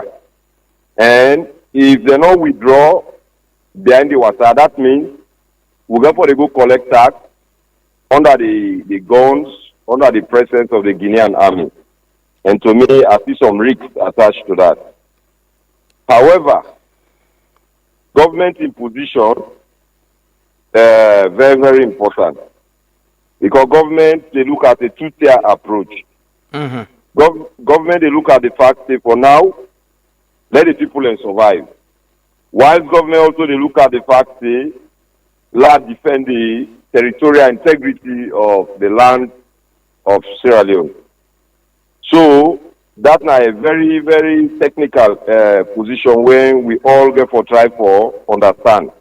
People let me don't under serious oppression. Hunger was the order of the day. The government look at and say, okay, let's study other models, then we introduce them here. Let's open the road, whilst people and they get freedom for they get food for it, get freedom of movement, then we will now diplomatically engage for let them man and go back. Honorable, but what do we need for clarify and make the public know now who they in control of Yenga? Is it under we own security? Now we then don't hand them over to we, or we are just opening up because we want trade for continue and the people then will still continue for live in fear? Yeah, so for now, media on the ground, really, I don't have a constituency now where you wanna connect me to. The people that within Yenga now the Guinean soldiers. So when we see that press release, we're very happy because we dey expect say collect we go begin to collect taxes na Yenga. They depict the fact say the Guinean soldiers then will get for go. So we will need for give them few days more to see whether they go withdraw. But Honorable, not so that you not been the part of this engagement before this announcement is made. Not so that for been don't be the issue for say okay, let the Guineans withdraw, then remove themselves, then the people return at the village and we take control before even talking about collecting tax. Fine. Part of this engagement, the Brigadier General, where they represent the Eastern region, been call me and tell me say they don't get instructions from the government for let them ease the border tension and let there be trade and movement. So, but what thing be happen? I asked them, the Guinean soldiers then go still in Yenga. Now they say for now yes. Why trade go on? Government don't extensively engage and then people and they get for withdrawal. So Mr. Binge for tell them, say, okay, if that is true, I will connect me local chiefs, the paramount chief and subjects there. For Lona all go do the and Lona do the official reopening. Me not been good because for let me for don't go to follow do that day, I expect the resident minister, the internal affairs minister will all for the day. But in governance, at military level, then get their own way back where they communicate for ease tension. So maybe this was one of the strategies where they use. But now we don't see government don't come with a position where they depict the fact that they don't engage their counterpart governments na Guinea or let them allow we for begin to take taxes na Yenga. So that's na sovereignty. It means they are going to give us the sovereignty. So all what they ask for now, let government continue into the dialogue diplomatically. Or let them just move behind the. Honorable, you sound like we are begging the Guineans to do this. Hello, you are coming in broken. I'm saying you sound like na favor the Guineans and they do it. We need for bio them. Is that what you're saying? I sound like what? Like with the bio the Guineans for hand over Yenga to we. Is it not Yenga not so we place we need exactly. For bio them? Okay, so the stark reality is my priority is to see Yenga because Yenga is a Sierra Leonean land. My priority is to see Yenga back under Sierra Leone territory in full and in totality. So, but we got to understand government on your side. For let you resolve the conflict, na diplomacy, na small. Now that they don't open the road, people and they go then come on, nobody not complaining, say they don't beat her or this. Government will continue now for the push diplomatically for let the man and go behind the water. Okay, but there is no timeline to this. It's not something that you are aware say gets timeline. This is why I have said in my previous interviews, me as a representative, I therefore continue now for the engaged government again by taking much more interviews, by explaining to government the realities on the ground until governments we don't prioritize the final resolution of this Yenga issue end up. Before me system have go rest and the people go be joyful again within this region. I just talked to Tamba James, my colleague journalist, we self get some information about what's in the happen there. He's saying the people are not happy, the people not excited for return to Yenga at this time based on the security situation and as well the livelihood. Is it that we they force the people and for return? So in my view, he has a point, but then the stark reality on the ground is that some are happy because there is now movement and economic life is returning slowly. Some not happy because they are fighting or demanding for sovereignty and security in Yenga, for which the township, the people immediately affected in Yenga, they are not happy. They enjoy one for let them see government tell them say, well, now Yenga don't can us alone. But the other now we also been done under suppression, we hunger been done, they really take them to another level. They are happy because the tension don't ease more. Now people and get way for do trade and movement. So that is the situation. But waiting at the glaring call to government and the Yenga issue once and for all. And the only person we get the capability for end and for winner President Bio, His Excellency. I believe in so much, I believe he move the way don't they do. He get for end down by the grace of God. Honorable, is there any incentive? These are your people. They're returning. They're not left their homes for a very long time. Tamba just reports also that they houses them because they don't live them for a very long time. Don't go bad. Then livelihood, then famine. Is there any incentive or support where then they get for return, to Yenga and for their livelihood, for take care of themselves? Okay. According to the press release, me say be not the advocate for that, but government don't make crystal clear, see, then they try for put plans for see how them for able to resettle them people and they back into the Yenga land. But Honorable, are these not things government and for don't coordinate with somebody like you or other partners for address before we actually ask the people and for return to Yenga? Okay, my brother, we go for study model. When you look at the conflicts, the border conflict now, Eritrea and Ethiopia, it been last for years. But what did they do? They begin to allow movement of trade and movement of people before finally they will come and resolve the matter. You look at the Nigerian Cameroon Bakassi Peninsula, they go to the international court, but movement of trade and movement of people take place before they resolve the matter. So applying that same model now, though a monarch, but then APC now options the way other countries them don't adopt, we work for them, we will say they follow suit. So long patient a bit more and long so President Bill will do for bring the Yenga impasse into a permanent resolution. As the people's representative, you get any direct support where they provide to them at this time that they are returning? You get any engagement with the people? Of course, severally I don't attract several support for them. I don't attract over 400 bags of rice for them. Mr. said on the car, I provide, then junks close them, give them small food support. I don't go there, I give them money. It's not easy, but on me own side as me, the representative, I don't do that. And I also don't attract several other support from the chief minister, from AIG Lengo, the minister of internal affairs, from Dr. Ali Kabad, and go and dig borehole for them. So we don't attract several support for them, but it's not enough because remember somebody we don't get farmland, it just you don't wait for them till and you need continuous support. And the accommodation side and they not too pleasant. So now make quick government don't see that the thing we have for resettle them properly. It's a good news and a joyous news for me. Okay, let's read quickly. Finally, from Dr. Sylvia Blyden. He proudly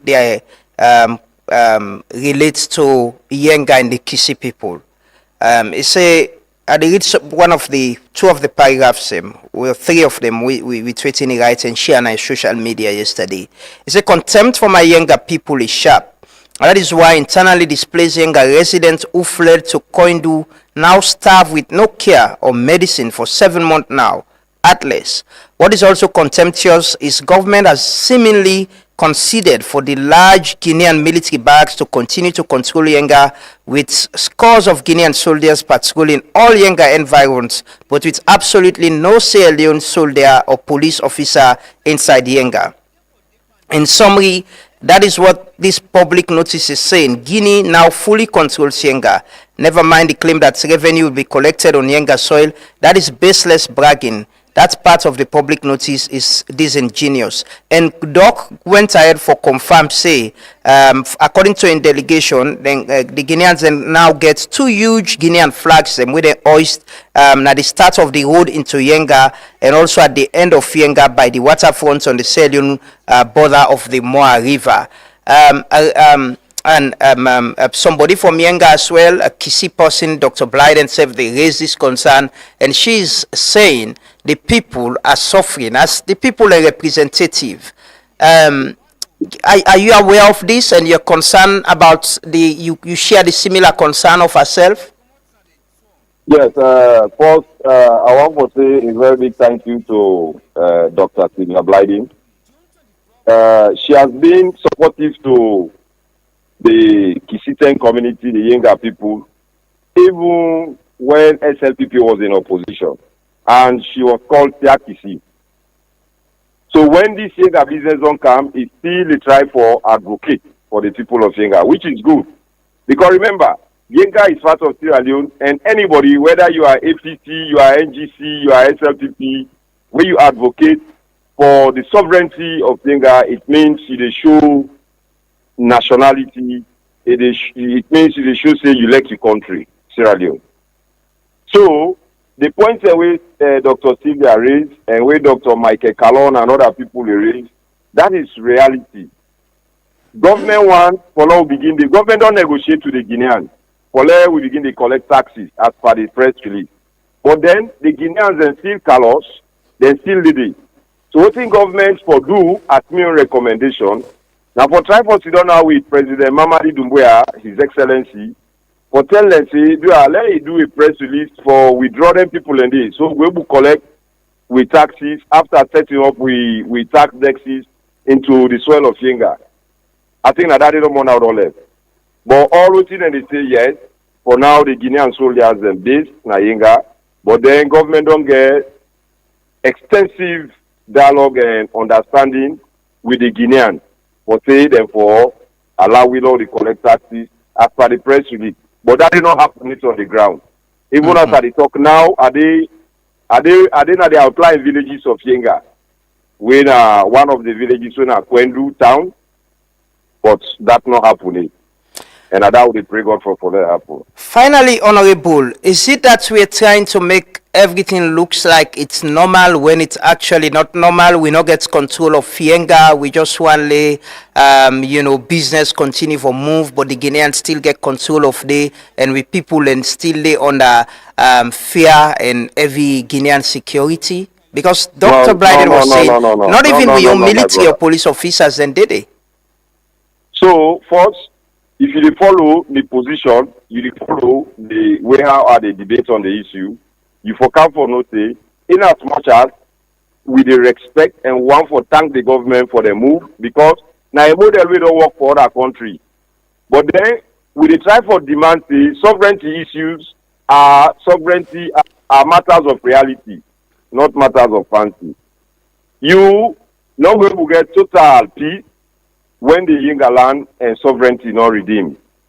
But again, for let you ease economic tension or you enhance economic life of the people living within Yenga and within the surrounding of outlying villages of Yenga, you need to apply what the government will apply. Not that the people that will go into demonstration, people will not be happy because they not get food for it, they not get side for trade. So now a two-tier approach government don't look at. Fighting for sovereignty, but at the same time restoring economic life slowly and movement. Okay. So I think I'm not a try for prejudice anything, but the government they on track in the sense that while they fight for the people, the few way also totally be in disagreement about the state of the Guinean soldiers now the Sierra Leonean territory for move. Then the pressure government and Mr. said they ask government for continue for dialogue so that when them people and they go behind the water, we not even reach up to a mile. From the water, from Usaiden station to the water, is just around like 300 meters, 400 meters. If they withdraw no more, the economic life and sovereignty and security matters all will be resolved once and for all. Okay. Thank you. Finally, what's in the assurance we want to give to the Kisi people, the people of Yenga, the one that we get concern as well? What's in the assurance we want to give them as the people's representative? Yeah. So, to me people, I want to tell them, say, we don't win the battle. Why I say we don't win the battle? Because the road government don't open up. However, we need to win the war. And for not win the war, it means government need for continue now for negotiate until the Guineans then go behind the water.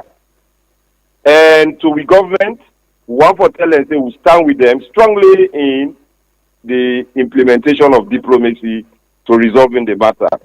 And to the Guinean brothers, we want to tell them, say, friendship matter. Friendship, now the surest way for them we able to develop with region, and not to by illegal occupation. And we believe, say, to the rest of Kisite and me own people what they represent, Yenga will one day be free. Thank you. Well, thank you so much, Engineer Fala, Member of Parliament from Kailaun District, representing the Sierra Leone People's Party and the people of Yenga and the Kisi people. Thank you so much for speaking to us this morning. We wish you the very best.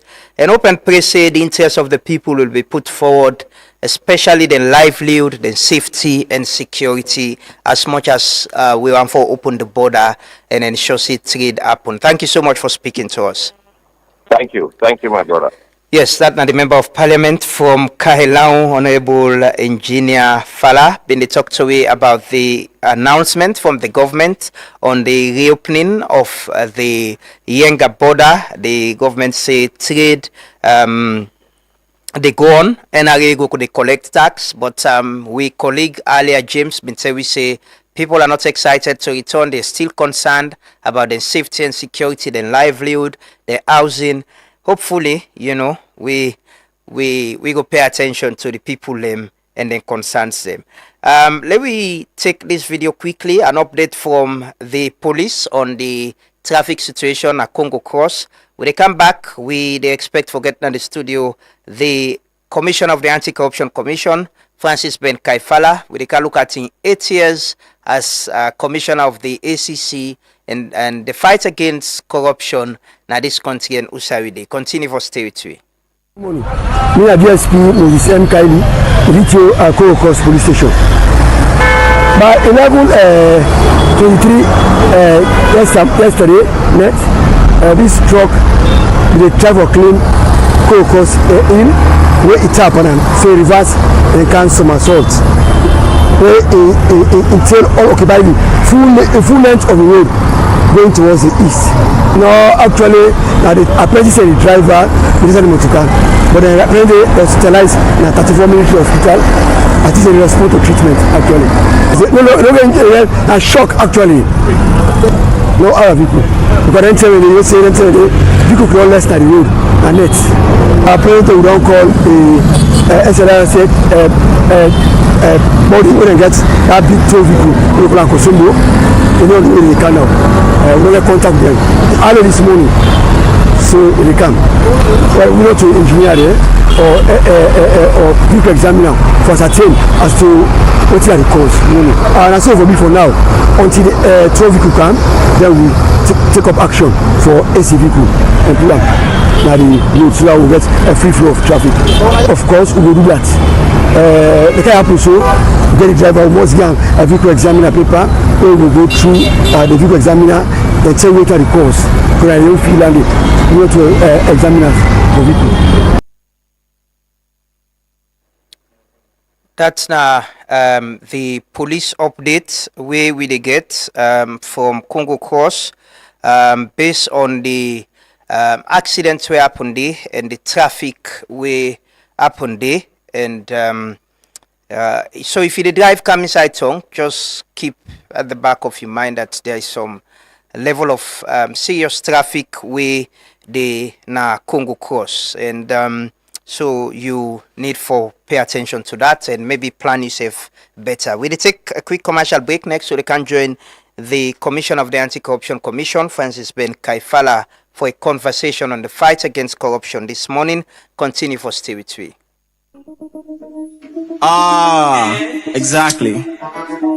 Yeah. Central boy. We didn't at the house like Toa. Bill I'm from scratch like Noah. Even though I don't know her. Fala Uda Sabi road make you baby fasting behind me like a toa. Above the game, just observing all the drama. Rappers look up to me like I'm Victor Weminyama. I get big ego and I not believe in karma. Only thing where they go around and come around like this 17-inch Yokohama.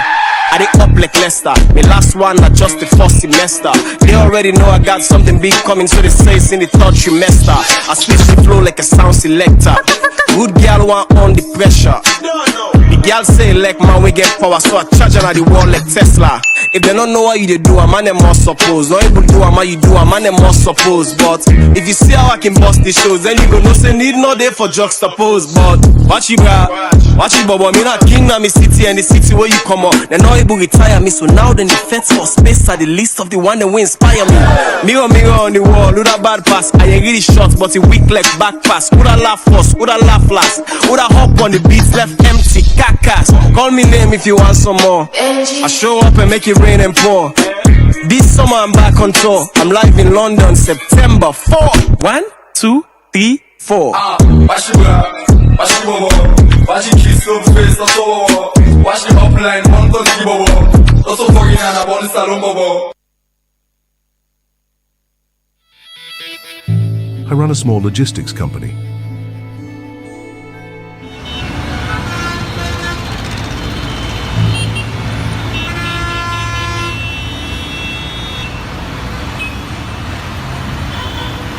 Every cent counts. I didn't think I needed a fuel card until I got the Cornex fuel card.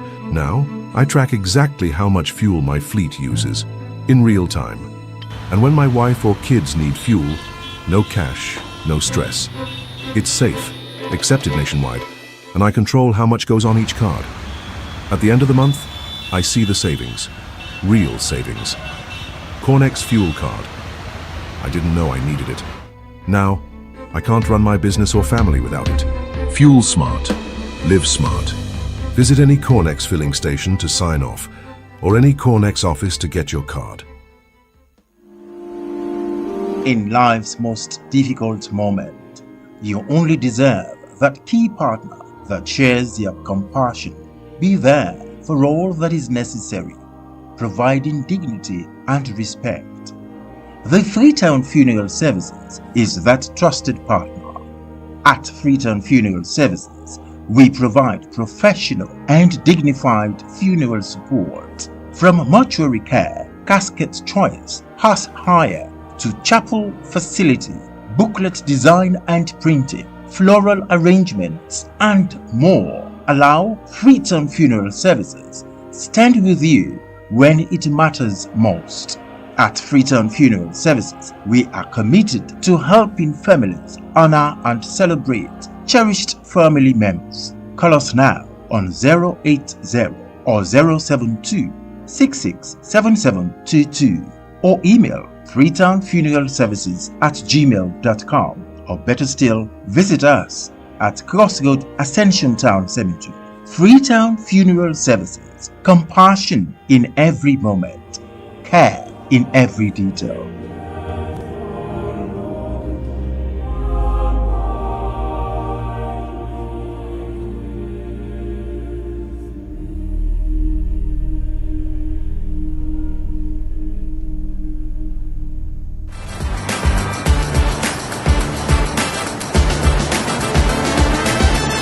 In the heart of Sierra Leone's dynamic rhythm, Rocal Commercial Bank is your beat to a brighter financial future. We're not just a bank, but we're your financial partner committed to your success. We've got the financial tools you need to rise higher. Our team is here to serve you with speed and a smile, because your time matters to us. So, are you ready to unlock financial prosperity? Highlighting key banking services such as Keke loans, Combo account, fixed deposits, SME loans, internet and corporate banking, from savings that grow your dreams to loans that fuel your ambitions. Demonstrating fast and friendly customer service. Showcasing cutting-edge banking technology and ATMs. Access your money anytime, anywhere with our state-of-the-art technology and a network of ATMs. Our Rocal SimCopper app puts banking in your hands, where you can pay for EDSA, AfriMoney, Orange Money, and pay bills including school fees, and make transfers to other bank accounts. Remember, you can also experience Rocal e-banking today. Then join us now. Visit any of our branches or explore our website. Rokel Commercial Bank, your bank of choice. The National Protected Area Authority (NPAA), when at the office where government set up for look after protected area them na the country, they warn all man where they buy land, build house, cut stick, burn charcoal, mine, cut mangrove na the wetland. Up the hill them for tapa one time because the law go bet you tranga one where you go pay boku money or go jail, and self you go pay the money and same way so you go the jail. So no say they no want you na for the tomorrow bambai. So if you see person they do them bad thing they are na the wetland or protected area na the country, na for report them na the National Protected Area Office where they near you. So if we see caterpillar or motocar them where they go back filling the wetlands them, we go seize them and the law go bet you tranga one. So protect the environment for protect yourself. This message comes to you from the National Protected Area Authority (NPAA).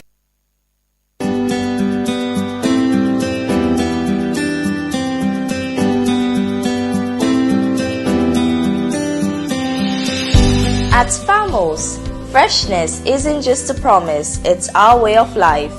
From raw and smoked catfish to kanya peppers, beni, rice and gari kanya and natai, from premium crayfish, ogiri and fufu to smoked chicken, fresh eggs from the farm to the fridge, country chicken and garden fresh vegetables. Try our habanero pepper, gari, hot pepper sauce, pure honey and so much more. All locally produced, organically grown, harvested fresh every day and hygienically processed. A fresher taste, healthier foods, stronger communities. Farmos, fresh from our farms to your home.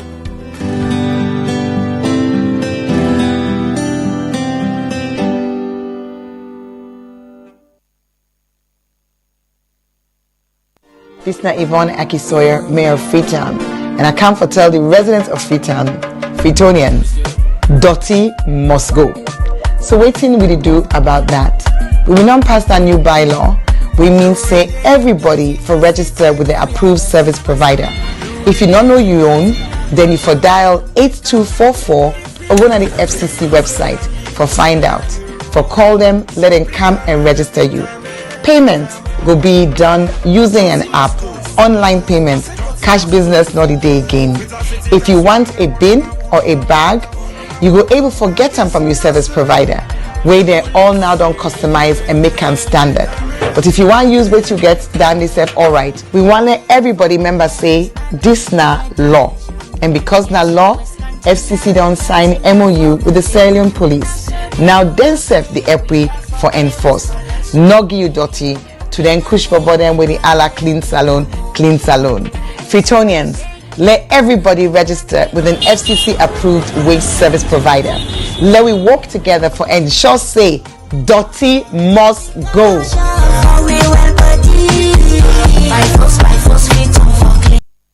Dirty must go, not to way dirty na treat, you know, not to way dirty na gutter, clean usa you day. Still remind you and na you building, you know, I need for clean the grass. The last day I go the Friday and Saturday, the grass and I need for get people and for clean they up. But welcome once more. This is the Truth Morning Devotion on Truth FM 103.9. We're on Facebook, YouTube, and TikTok. And we partner radio stations across the country. I want to say thanks to my colleagues every other weekday morning they connect this program. Na the radio, you know, na Tongo, na Falaba, na Kailaon, Pujeon. I want to say thanks to all. This morning, I got the pleasure for the first time for welcome to the studio the Commissioner of the Anti-Corruption Commission, Francis Ben Kaifala Esquire. And on the 20th June 2018, President Bio been announced the appointment. There was a press release from State House announcing the appointment of Francis Ben Kaifala as Commissioner of the Anti-Corruption Commission. 8 years down the line, we can talk about the fight against corruption in this country. Good morning, Commissioner, and it is a pleasure having you. Very good morning to you, Lama. How are you? I'm fine. Thank you. Thanks for coming. Good to see you again. Yes. How has it been 8 years down the line? You enjoy this job? Oh, yes, man. It's been a very Interesting experience. Then get some parts where you are very happy. Then get some parts where you are not so happy. But the ups and downs of life makes life beautiful. Mm. And the same thing applies to a job like fighting corruption. You don't expect everything to always be rosy. There will be criticisms, but there will be successes that cancel them out. And that's exactly what has happened over these years. What are you the good side of this? Is it winning cases or indicting people and getting people for payback money where they don't take? Is that the good part of this so you don't enjoy? I think say the good part of him is really seeing the culture shift. Okay, where you see that corruption prevalence reduces, and that you see that the impact of your work is taking root.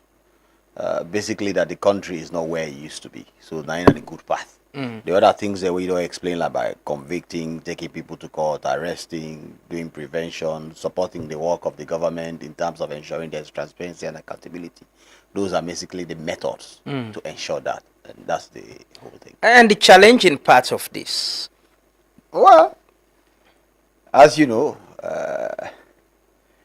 this is a country we don't go through a lot. Traumatized by a lot of maladministration over the years. And generally, a lot of things don't be normalized. Among them is terrible corruption. So the culture be done deeply entrenched at the time when I become anti-corruption commissioner. And impunity was basically everywhere. And people felt like they could just do anything and get away with it. Okay, so when you come as a force to fight that, to deal with that, definitely there will be pushbacks. Okay, and also don't forget you're also doing this within a political setup. Okay, we're very strong, and we institutions, they're not as strong as they should be for protect positions like mine. Okay, offices like ours. So more generally, you get them challenges than the way they come from time to time. The political fear is you're saying don't affect the job way they do. You go look at some cases and say, no, there's some politics in this, let me leave it. Let's not go near this. No, it not affect them in any way, but you get for navigate them. Okay, so you don't have to be afraid. So the word fear is the problem. But of course, you get to be conscious that you are working within the body politic. You are not in a republic of your own, and you are dealing with a lot of factors to deal with, and you have to grapple with them. So that go indicate, say, there are cases that you could say politically this is not expedient. There are no safeguards where go protect my job or protect my office. I should turn the other way and not pay attention to this. No, I don't indicate that at all. I mean, what the driver says, you can't take on those cases and deal with them, but you have to be aware that you are dealing with powerful people who have power and position. So political protection. How you navigate that has to be on your mind. You can't be reckless. And of course, having that at the back of your mind while fighting corruption can be a very daunting factor. So it not necessarily means the people that interfere with your work, people that they enjoy very amazing support from the president, for example, who believes strongly in the fight against corruption and does support me throughout. Okay, but what the tribal says, you can't be reckless. Your guards have to be up. You have to be sure of what you're doing, and you have to know that you are not in a republic of your own. You don't have a republic called Francis Ben Kaifala land. You've had political fights back, right? You've got situations where politics don't fight back. I've had situations where I get to navigate politics.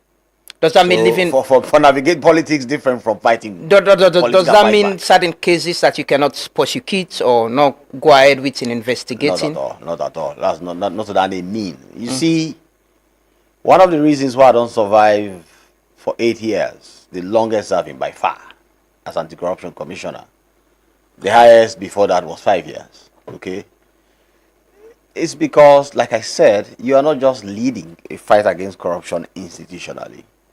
You also get to navigate the dynamics of the country. You pick your fight. No, you don't pick your fight, but you pursue your fights, understanding that there are dynamics you have to deal with, and you deal with them using a lot of composure, a lot of understanding, a lot of personal courage and strength, And of course, you should have the courage as well to face the political dynamics in the country and deal with it well. And this can come from the opposition. It can come from the ruling party. You have to deal with that. And so you seem to be going too much towards, when I say politics, you think that there is now this political interference into the fight against corruption. No, but the political structure that you're talking about, now I want to clarify if to what extent it affect the fight against corruption. Because if you ever get the understanding that there is no Ben Kaifala Republic, there are issues them way politically related, you need to navigate well. There are tendencies where you go say, no, this is not politically expedient, I need to back off, or how you get for handle and we could possibly affect your investigation or the people the way they work with you when they investigate cases. Is that the point I'm making? Well, the point you are making is tied towards making sure you back off. What about the point where me they make sure you navigate that issue there for you to still move forward? And you don't get to that point you there in a cycle of reversal. I'm looking at. I am more looking at how you can turn that to a positive aspect to lead. Don't forget, the Anti-Corruption Commissioner is the leader. So I am not going there for just face a smooth ride. Okay? I am expecting that other people have to ask questions, that other people have to react. So, for example, when we put out the report on the university, they go hold an entire press conference explaining their own part of the story. Okay? You have to navigate that, and that has to be done with a lot of courage, with a lot of technique, ability. Okay? So, competence in the fight against corruption, competence in a position like mine. I make it look some other people. They are in positions where controversies are very minor issues. You are in a position where controversy is part of the work and you have to navigate it every day. Okay? So competence also includes your ability for navigate that. And where me and you know to move forward, you seem to be pushing it towards the I am pushing it towards. So for example, in leadership, they get waiting, they call managing up. Okay, you can manage above you. Okay, you can manage around you. Okay, so if you are anti-corruption commissioner and you don't get that managing up ability, then forget it. You won't survive long. Has there been instances where, or in your own opinion, 8 years, the longest we don't serve in this position, you think, say, politics, the power of politics, they affect the fight against corruption in some instances where certain people could be protected or use politics for... You be there when I go McCain, What did you see? So that is what I'm asking you. I'm asking you now. Yeah, but it's part of the game. There are many instances of it. But I am telling you, it happens. It's so, for example, in Makedi, when that standoff took place, okay? I remember the then chief of defense staff. Them pull Soko, there were people, there were threats to my life, there were threats to my family, there were a lot of things happening. I remember we were at a point where the chief of defense staff called me and said, we are just waiting for you to say what should happen. If you want the road cleared to enter that compound, it will be cleared now. But I looked at it and saw that this could lead to unnecessary bloodbath. It could lead to unnecessary death. We are fighting corruption. But we could find other ways to still speak to the former president without that. And I told him, hold the line, let's reverse, let's replan, and then we'll move forward better. And he said, okay. So you have to face those kinds of moments. But that is a more graphical moment of leading the fight against corruption. There are other ones that happen behind closed doors. There are other ones that happen on phone calls, on meetings, on somebody issuing subtle threats. Okay? You have to have your wits about you, but also you have to make people understand that you are not a pushover, and they will respect your boundaries. And of course, you don't know me for years. You know me as a man with boundaries. Okay? It is easy for me to hit the table and stand up and say this meeting is over, and I smile to you.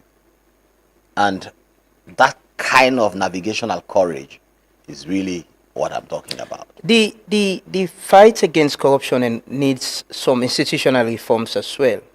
We see when you came in, there was amendments to the act, and there are these the public workers them way they disclose them within asset declaration where they happen and all of that, and also the issue of prevention, engaging institutions, helping them with the systems and processes. How has that helped in the fight against corruption as alone, and why you think, say, that could be the strategy, for fight corruption? Well, you see, there are different aspects of the fight against corruption. There is the enforcement aspect, but there's also the prevention aspect. And you therefore watch the landscape where what asset declaration does is to remind officials that somebody is watching. But also it reminds them that somebody could be watching later. Okay, so the fact that you're going to sit down, enter that I have one house, I have 200 million in my account, or I have nothing in my account, and you deposit it with somebody who can review that at some point, or if something comes up, maybe you are accused of crime or you are accused of explained work, they can review and see it in real time. It is served as a kind of conscious binder on you, okay? Because people will know now, if Lama you, they don't appoint you information minister today, and you have no house, 5 years down the line and you have 6 houses, something will tell you that this is unexplained wealth. That is exactly what unexplained wealth is, because it's unexplained because we're going to ask you, how did you get 6 houses? Your salary as minister is 36 million. Okay? In your bank account when you became that minister, you were earning, you had 10 million loans balance. How did you get 6 houses? You have to explain. If you can explain it, maybe you can say I was doing business. Maybe you can say I won a lottery. Maybe you can say my father died and left a donation of $3 million to me. Whatsoever. If you can convince us of that, then of course it's good. So, asset declaration and the fact that we have had a 99.6% of public officers declaring their assets in Sierra Leone, which is the highest rate ever in any country in Africa, goes to show that we are really on a good path. The next thing we have to do, and that is why the reform started, like you said, the reform started with the legislative reform, and then we digitized, we make sure everything went online, and then we introduced sanctions, and then we moved from declarations that were below 50% to now 99.6%, okay? This year is a declaration year. Almost every office is running after us to declare the assets because we'll seize your salary very easily. Okay, we don't run after you. If you don't declare, we just write to Accountant General and you're not paid the next month. Parliamentarians have had their salaries not paid.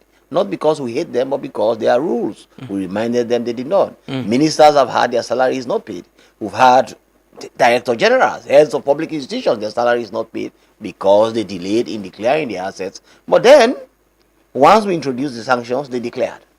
So, really, there is this silent and sometimes open revolution that is happening in Sierra Leone. Wherever have you had that happening in Sierra Leone?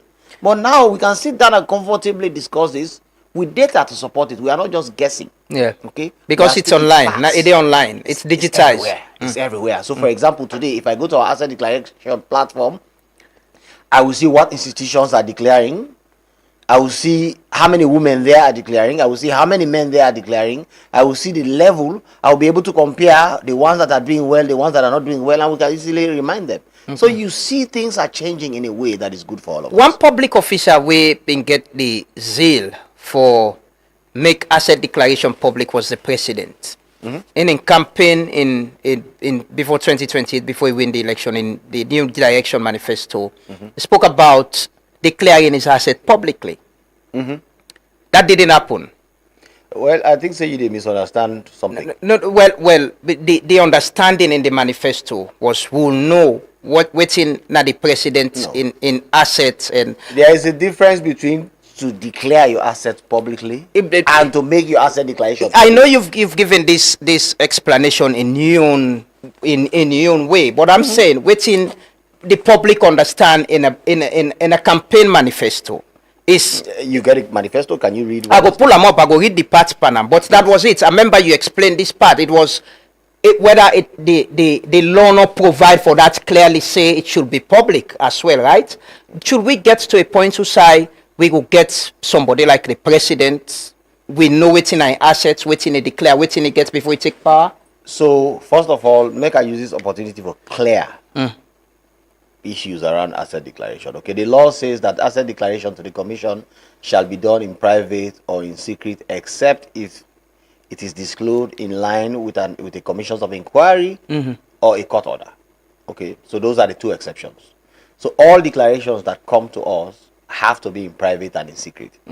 That means we can see them, and they have to be done privately, but that does not mean we can publicize them. That's one. Now, you're talking about what the president said. Look, every individual can disclose the asset declaration if they wish to. Okay? Every individual can disclose the assets. The only person who cannot do it is me. Because the law says I should receive it in private and in secret.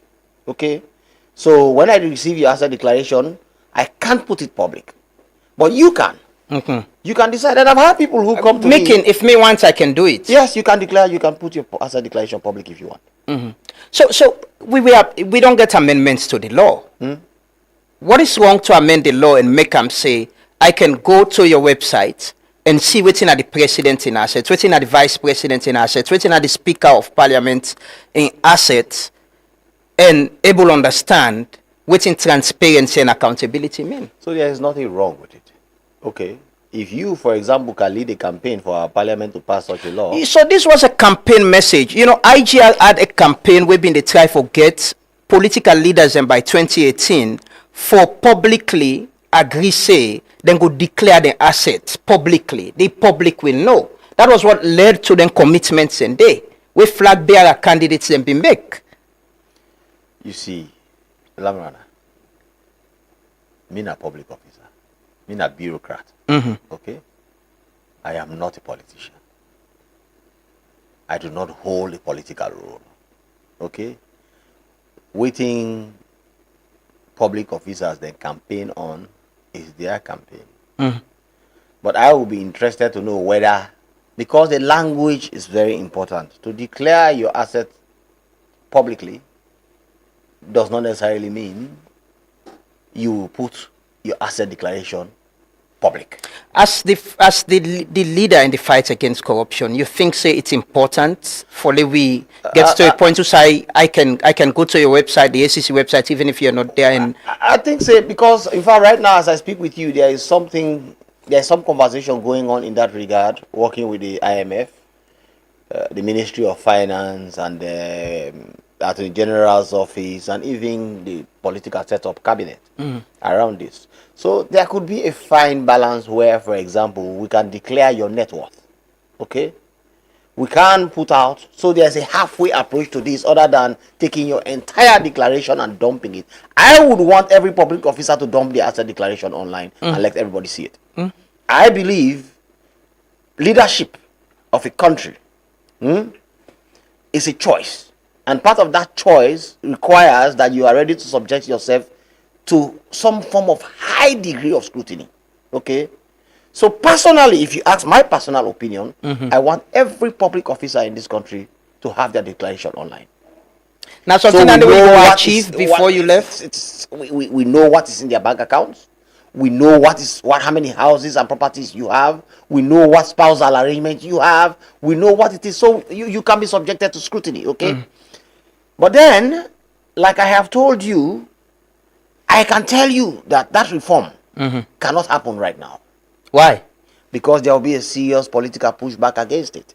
Okay? The parliament, this parliament that I know, will never pass that law. Right? Why? You doubt them? I know. I have had engagements. Lamrana, I am anti-corruption commissioner. I look at the entire forest. I just don't look at the tree. And I have engagement with everything. Appetite for transparency and accountability not in a parliament?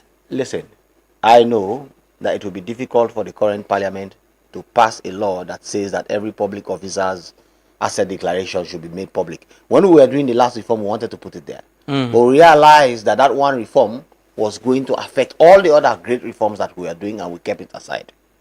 So we decided to take it step by step to make sure that we do the reforms that we are now enjoying. And that one, the result is massive, 99.6% declaration. That is the highest milestone anybody can get in the fight against corruption. The next phase is to go back to them and say, okay, can we now start seeing what is in this? Let the public help us in our work. So that if you lie, the public can come to us and say, this Maya, that owes the way, say not to you, now where for you, now self get up. Okay? But then reforms have to be taken gradually. We have started now. Under my leadership, we have done this initial reform. Maybe another commissioner who comes will be able to achieve that. Okay. But I personally want to see a day where every public officer can declare their assets voluntarily. And this is where I was trying to go when you interrupted a little bit more. Nothing wrong for make you, as a leader, decide, say, look, I want to show the country this is my worth. And if I have that worth, I will now lead you, and you can scrutinize how I lead, how many assets I get over the years. That shows a lot of deep reflection and personal confidence, but also it makes you move on lighter, because nobody is going to start harassing you when they know that you are already a man of worth. When you became president, when you became minister, when you became director general, when you became anti-corruption commissioner, when you became anybody. Okay? I want to see that happen in Sierra Leone. Whether the law says so or the law does not say so, I want to see a country where, like for example in Senegal, the president put his asset declaration online. Clearly. Yeah. Everything, including the loans he has at banks and all these things, okay? I know that Ivory Coast has some form of system of that nature as well. I know that there are other countries where also this happens. It's a question for Sierra Leone to have this conversation. Where I have a problem with the way civil society is approaching this is that they just think that people should just take the asset declaration, adopt it online for everybody to scrutinize your village that you come from. Everybody who gets sick there now, if they die, they say, Ben, this now wicked boy that one day. You get 1 billion inside account, but you don't die of cancer, you don't take care of them. Your people, school fees, children, everybody starts coming to harass you. Okay? But we can have a halfway approach where you can say Ben is worth $1 million. And we all know that. And we know that. But that worth includes the worth of his house, amount in his account, his own personal value, the education he has, and what he's capable of achieving, and the level of incomes, the streams of incomes that he has. Okay? So that is what net worth is. Okay. But then it will make people know that you are not just a man of straw. You are a man who is capable. So people will not assume, and they will not assume, and that's what they do. Yeah. So, for example, me, like you know, I mean, I was a lawyer for 10 years. I practiced. What's your net worth and everything? My own personal net worth. I don't value it, but maybe I should do it at some point. Well, maybe you want to tell me waiting. No, I mean, my net worth has to be valued. So, for example, if I get land, that land get for be valued, and they say this is not the worth. If I get host, that host get for be valued. And they say this is not the worth. Okay? If I get an account, I get for check how much balance they inside it and do it. If I get receivables, waiting they come to me every month from different sources, I get for able to check them. That is not something you can just do sitting down on this radio. But you get one of the best salaries, right? Of a public official. I get a good salary. A very good salary. I get a good salary. And you had a very good profession as a lawyer before even you took up the job as an anti-corruption commissioner. Correct. And you had money before you took this job, right? Or you don't resources. Or you don't get more money and assets now than before. Well, maybe assets, but not more money. Yes, but it depends. Cool. I also get more responsibilities. I get family. I get people. I get me mama. I get me other people. I get things where they work on. So you understand those things. You're better off now than you were before. Definitely, that's what progress is. I mean, I go become anti-corruption commissioner for maybe worse off than I was before. No, should we add the dangerously educated? I don't get more degrees. That's an addition to my net worth. Okay, so when you had a master's degree from Harvard University, obviously your network has jumped up. So that's all what I am saying. These are the kinds of conversations which should have. So, for example, I go post on Facebook, and some boy who does not even pay tax will come and say, oh, we taxpayers' money. The man does not pay tax. I pay 30% tax on my salary, and I'm a high-earning citizen. Okay? 30% tax of my salary. That's a lot of money. And somebody is telling me about taxpayers' money who does not pay tax. So these are the kinds of conversations we should be having. That's why asset declaration is very important. Why you mentioned earlier that the ACC you said they declare your asset? Yeah, 100%. Okay, now the same system, same procedure. Yeah. Okay, but again, it's not public as they No, do not provide I for can that. choose to make it public. Will you want to do it? Well, you see, part of leadership is to have control, to have common sense. Okay. As a leader, if I do that now, I put pressure on other people. Okay. So I rather lead a reform that leads to that, and all of us do it, than me now wanting to look good and I start putting my asset declaration public. That's not how things work. And that's what I've said. You are not in a republic of your own. You have to know how to navigate these things. And you do it with a lot of common sense, with a lot of tact, okay? With a lot of understanding. And most importantly, with a lot of deep reflection as to what the consequences of your actions are and how they reflect on other people with whom you work day in and day out. Let me talk quickly about one of the things way the public don't debate a lot. Way now, getting people to pay back. You're out of court settlement, right? Getting people for pay money way then go don't take back, or way when I don't find them, say yes you involved in corruption, but you get for pay this money back. How could that be better explained in the fight against corruption? Because sometimes when we sit down and they say no, this man sometimes don't make more money than this money we use, and he go can't pay no more, he still get the profits we keep, or he get property the way he keep. So again, that is another thing so we reform the law to make sure that when you return money, you pay a percentage. Okay. So for example, when we recovered from the wife of the clerk of parliament, she had to pay 10% of that money back. When we do recoveries, the law now says we should impose a minimum of 10% on what we recover. So the reforms that we have been doing are very practical, and they take into consideration all of these things. So it's not just going to say cab with the money when you take cab. No, we impose a consequence, a tax on it, which is also paid in addition to what you took. But also there are other consequences, like you cannot hold public office, which we have been imposing as well. So let's look at the properties of somebody like Abu. The guy, you've been to show some of him buildings in property there. How could we better understand that? Say, yes, Abu been do this, involved in this. There are these properties where the public actually no say get, and he's paying back who don't seize them property there. How far with the sale of them property then they force and then the status? So we don't advertise the sale. We will advertise the sale of the properties publicly, and bids are coming. So for example, one of the highest valued property within Black Johnson, the highest bid we got was $400,000 for that house. Okay. We had, I think, we get 2 bids that came from the property in Bo for 600 million. Okay. We have one of the properties in our Ogu farm. We have not had any bid for it. When the one at Babadori, there was another building at Babadori. No, that one was not part of the ones that we got ordered to sell. So why? That one looks. So this is a point at the make back. This is the same Abu we build that building. No, that was his family property. Okay. Before. He did some improvements to it, but don't forget this was a court settlement. Okay. In a court settlement, it not necessarily means you don't go now, you don't get all the judgment and the court orders that these are processes of crime.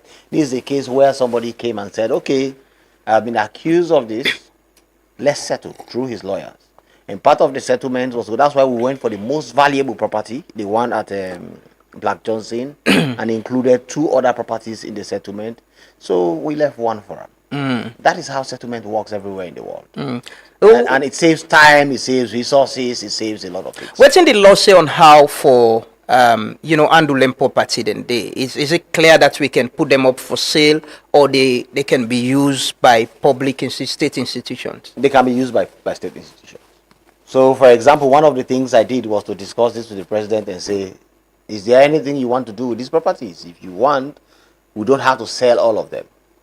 And then he said, okay, well, let's see, try to sell them. If they don't sell them, we can use it to other people. Because what people are afraid for in Sierra Leone is when governments change, what can happen to these properties. So it's rather for you to dispose of them and then move on with life and without leaving it again for government, only government to come and say, oh no, let me give it to somebody and things like that. But because this was done through a court order, and there is a specific court order in that sale that says the Anti-Corruption Commission shall sell by private treaty. That means we can directly sell. Basically, we have the right to conveyance by court order. That's it. So the process of selling for Selam, give up be public on right now. I see you've been trying to do it publicly, putting it out. It's public. That's what I have told you. We have the bid. So the property at Babadori, we have a bid of $400,000. Okay, that's the highest bid. So we are going to sell it to the highest bid for $400,000. The one in Bo, we have the highest bid is 600,000, 600 millions. We are going to sell it for 600 The million. money they go now the consolidated Yes, fund. correct. 100% is the consolidated revenue fund. Lamara, if I know, say, one of the things I have done in the fight against corruption is not for hide anything. For things to be public, for people to know this is what is happening. There's no secrecy about this. Okay? Everything will be public. When the sale goes through, for example, we don't now write to the people them and say, you bid for this property at 600 million, we are giving you 1 month to pay into our account. We don't give them the account numbers. Once the money hits our account, we convey to the person. We do a specific press release explaining everything, including disclosing as best as possible the identity of the person who bought. Okay, so that did lead me to my next question about the ACC ensuring integrity and transparency in itself. Waiting at the audit procedure, if one could say, or what are you the report to? Is it just the president? Waiting at the level of transparency, if people want to know about ACC, how do they get it?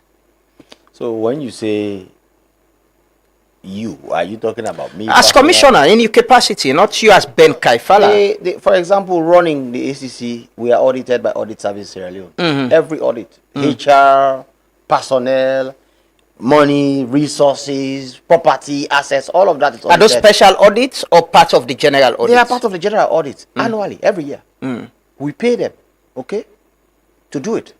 And they do it. No, I mean, that is what I'm asking.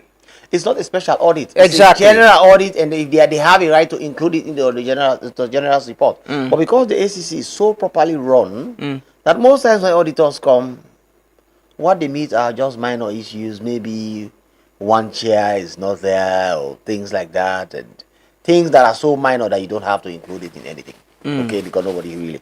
Okay, so, and that is why I am telling you that we are not in a republic of our own. We are subjected to the same scrutiny as every other public office. Okay, I declare my assets.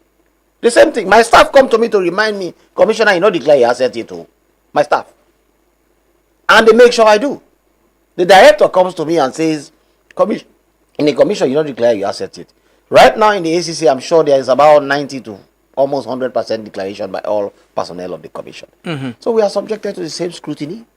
We are subjected to the same... Their audit reports, are they public? Are they information the public can access? Every audit of a public institution is a public document. Yes, but that is what I'm asking. They are public, the public can... Yes, they are public, they are available. Go to audit service and ask them. I am giving authorization to you. I am publicly giving authorization that audit service should release all our audits. But how about the effort of UNICEF make effort for put them out? Say, okay, we've been audited this year. This is the outcome of it. The public can scrutinize us. There is no need to take the role of somebody else when the person is doing it properly. Audit service put all audits on their website.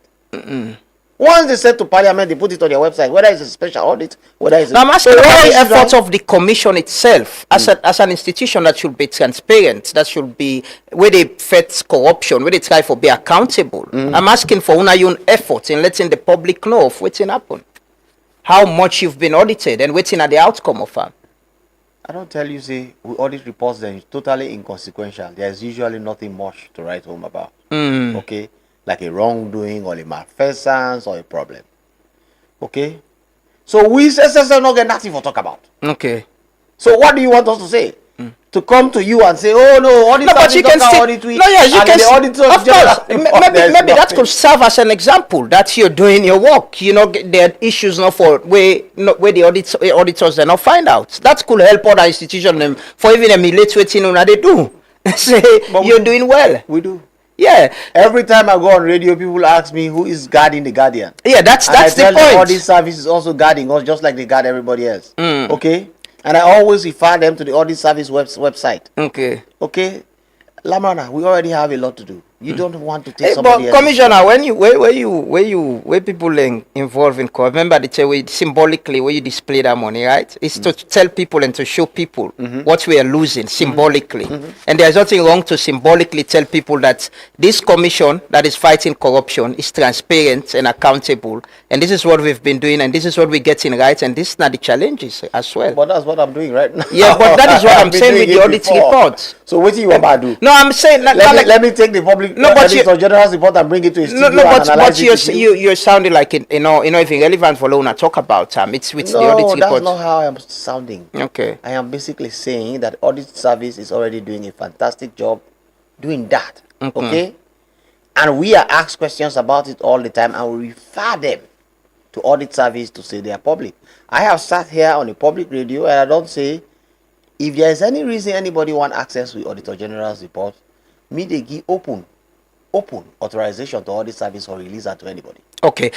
Talking about audit reports, the role of ACC and Parliament, even before now, before you, there's always been this issue about who that gets responsibility of them, who that for watch them, who that force for watch them, who that for refer to them.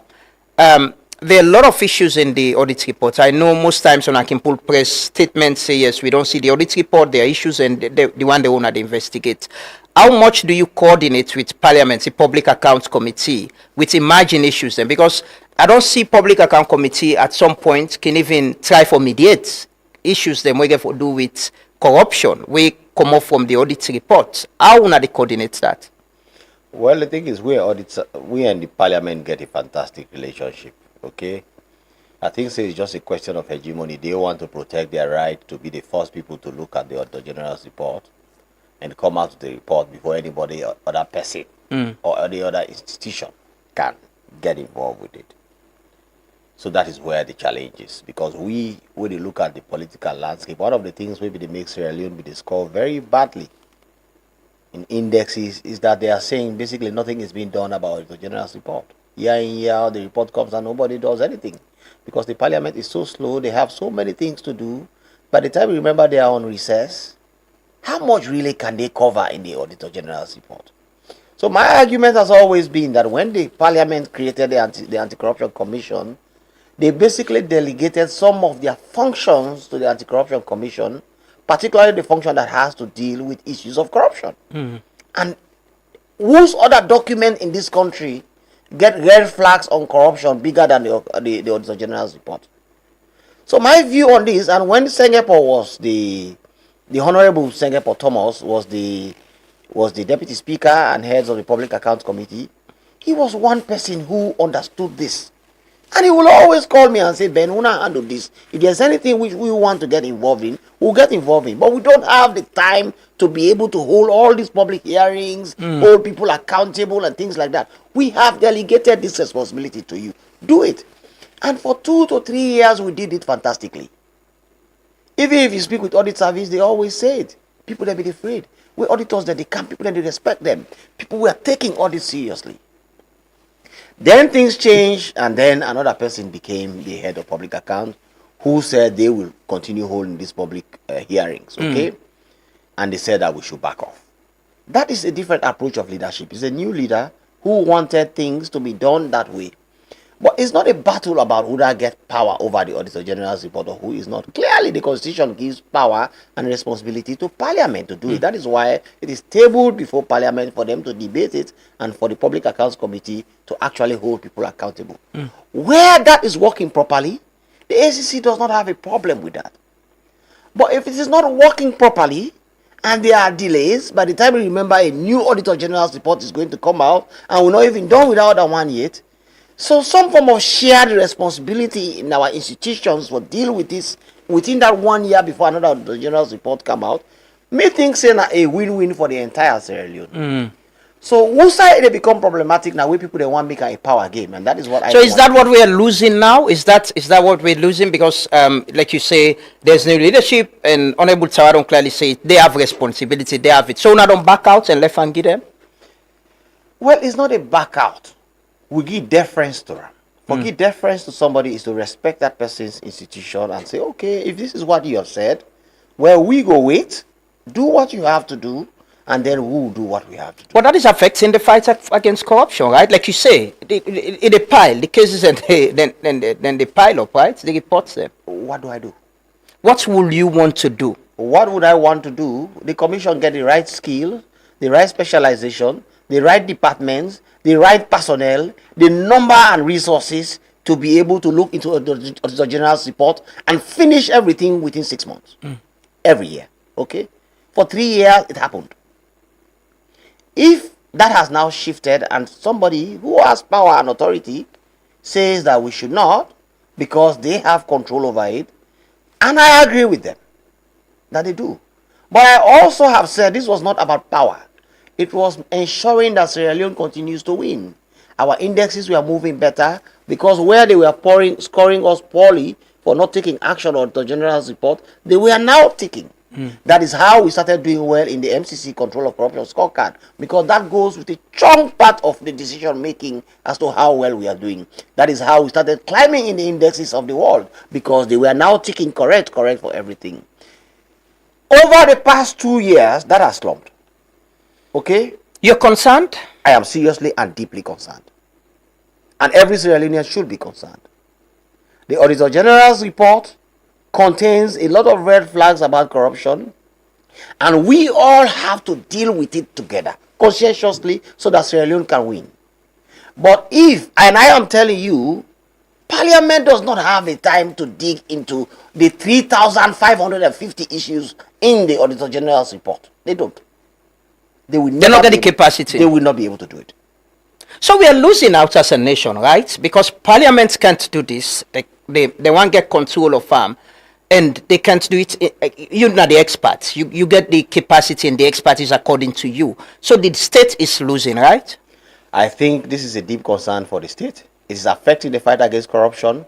Don't be surprised if our ratings in the anti-corruption indexes start falling very sharply, because, like I have said, the places where they were marking tick, correct, they were giving us 50% for action on the Auditor General's report. They have now started saying, nothing is happening again. We will drop again. And I have said it to the leadership of Parliament. I have said it to the political leadership.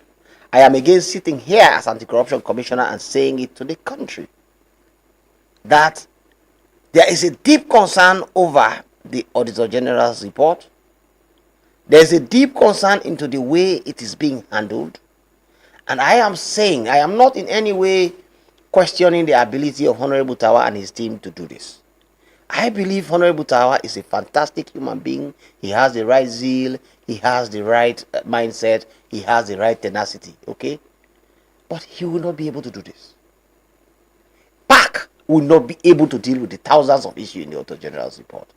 It will only happen where we collaborate together, pool our resources and personnel, and do this without the struggle over power, understanding that who wins at the end is Sierra Leone. So what's in the issue of coordinating this? It sounds so easy as you mention it. They can do their work, you can coordinate, they can refer cases to now. Is it about who controls what, or is it about who that gets the power for do waiting? What are the challenge in your own understanding of coordinating this thing? Will sound so easy as you explain that. Well, you know how power works, right? I don't know. I've not had power like you yet. Well, power can make you think that you can do everything. And when people start referring to constitutional provisions to protect their power, then they understand there is a problem with their understanding that those provisions do not necessarily reflect practicality. Okay? Those provisions were made at a time when Sierra Leone was a smaller state, when the budget was smaller, when the population was smaller, when the political dynamics were not as complex as we have now. Okay?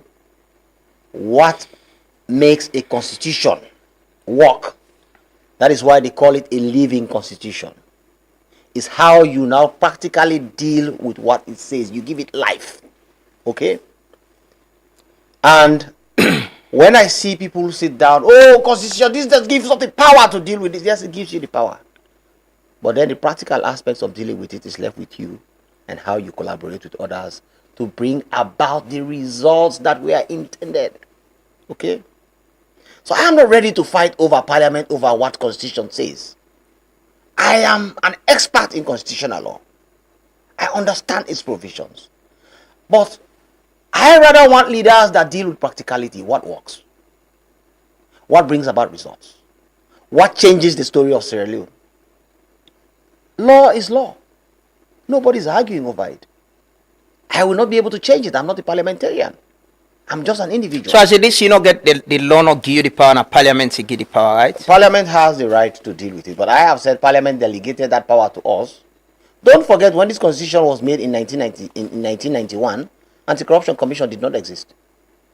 Anti-Corruption Commission came in 2000. Okay? 2001, the institution was established.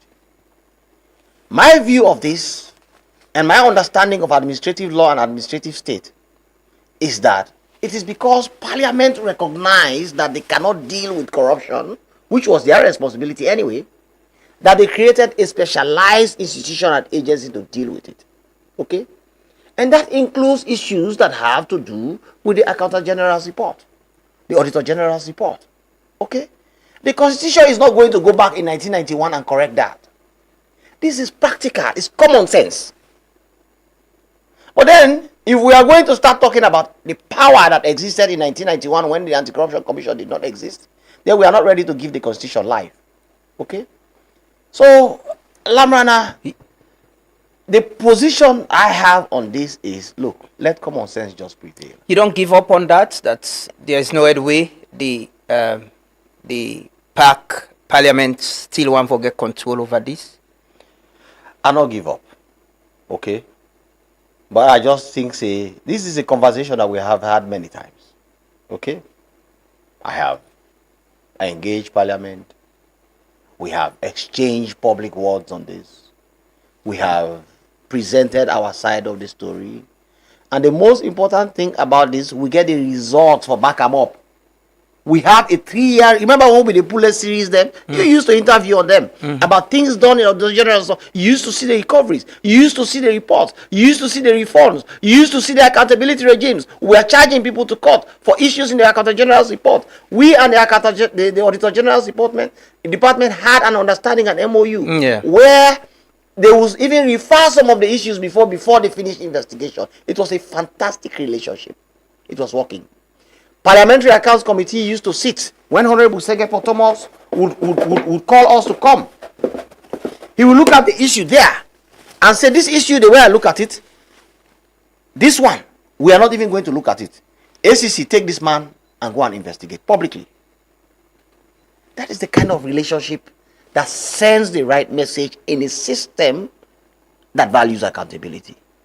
But when you are more protecting power than that kind of practicality that leads to result, then as a leader, after I have made it known to the public, I have to understand that I have limitations too. Okay? This is the third branch of government with extreme power. Now the political expediency, this way when they talk about? Well, you are starting to understand it now. You have to navigate. So Sierra Leoneans should not hold you responsible in case, the data of us doing well on global rankings come down? No. You will not take responsibility? I will not take responsibility. Because for 8 years, these are the most fantastic times in the history of Sierra Leone ever. MCC Control of Corruption scorecard, we were scoring 49% when I was appointed commissioner. Okay? Within a short time, we started going up.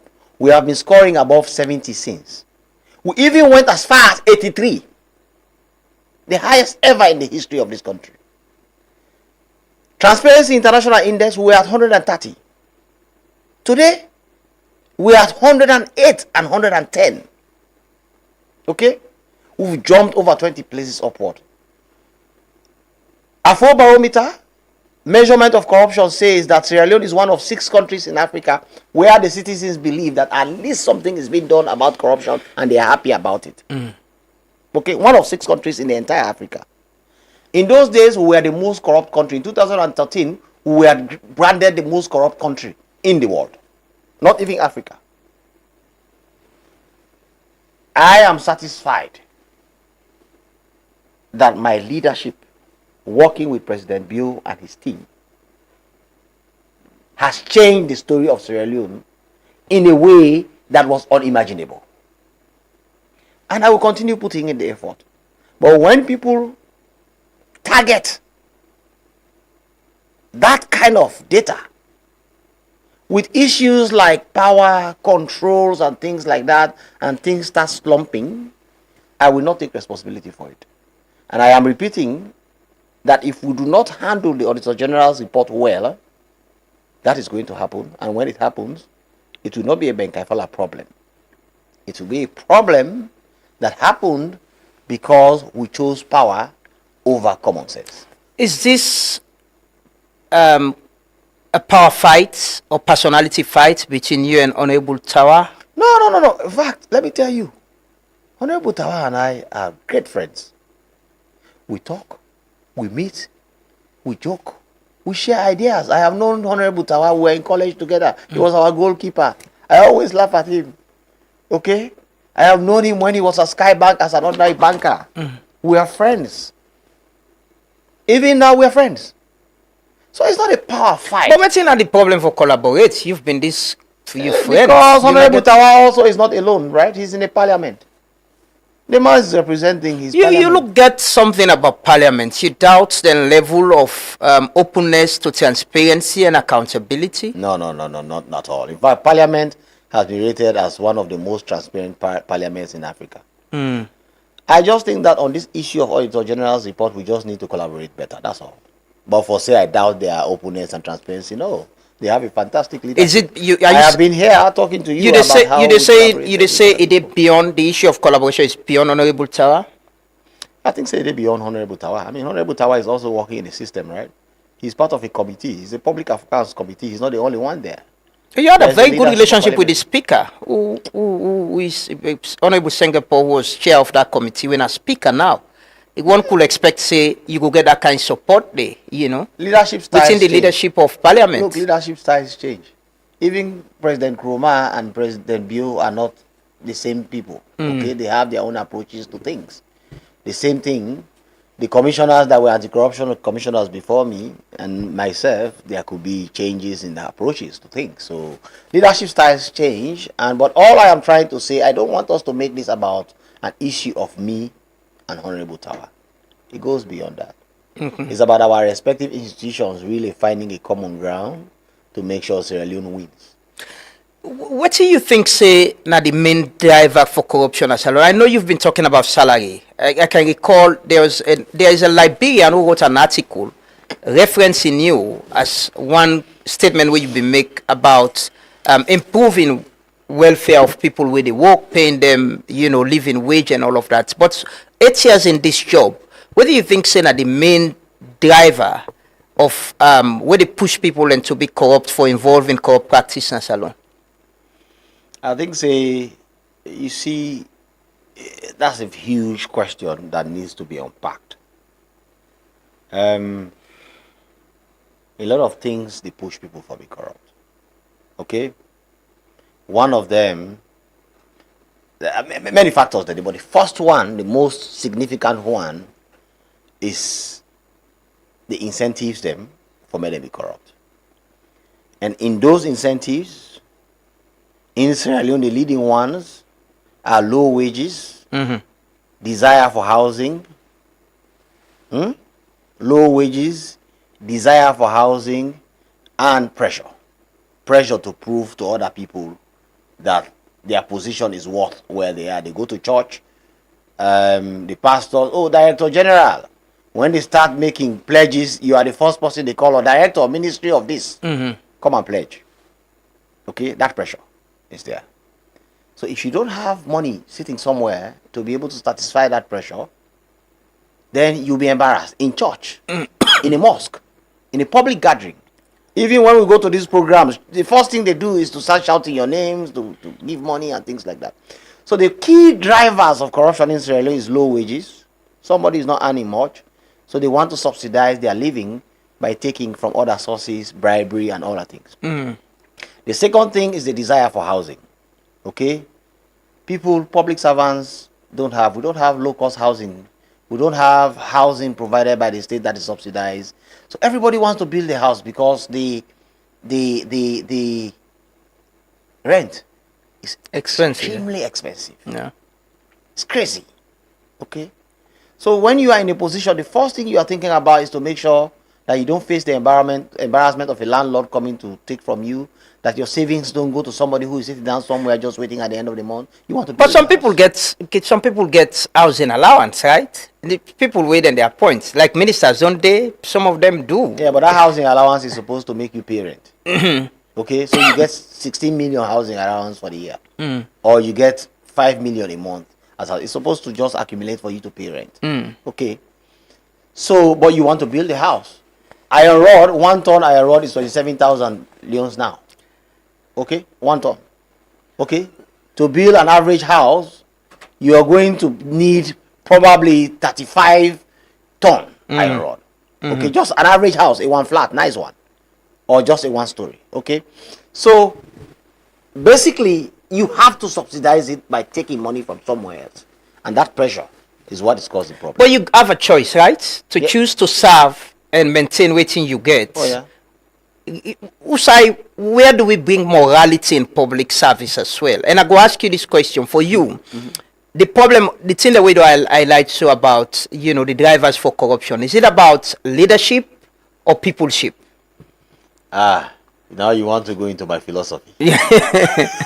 I want you explain that. What do you think they can solve that? So there's a bit of both. Okay, so first of all the drivers then they are a factor of human greed.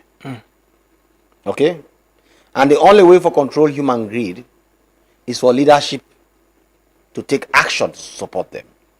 Okay? So for example, if you understand that people are doing this because their salaries are low, you ensure that the economy is right and you pay them well. Okay?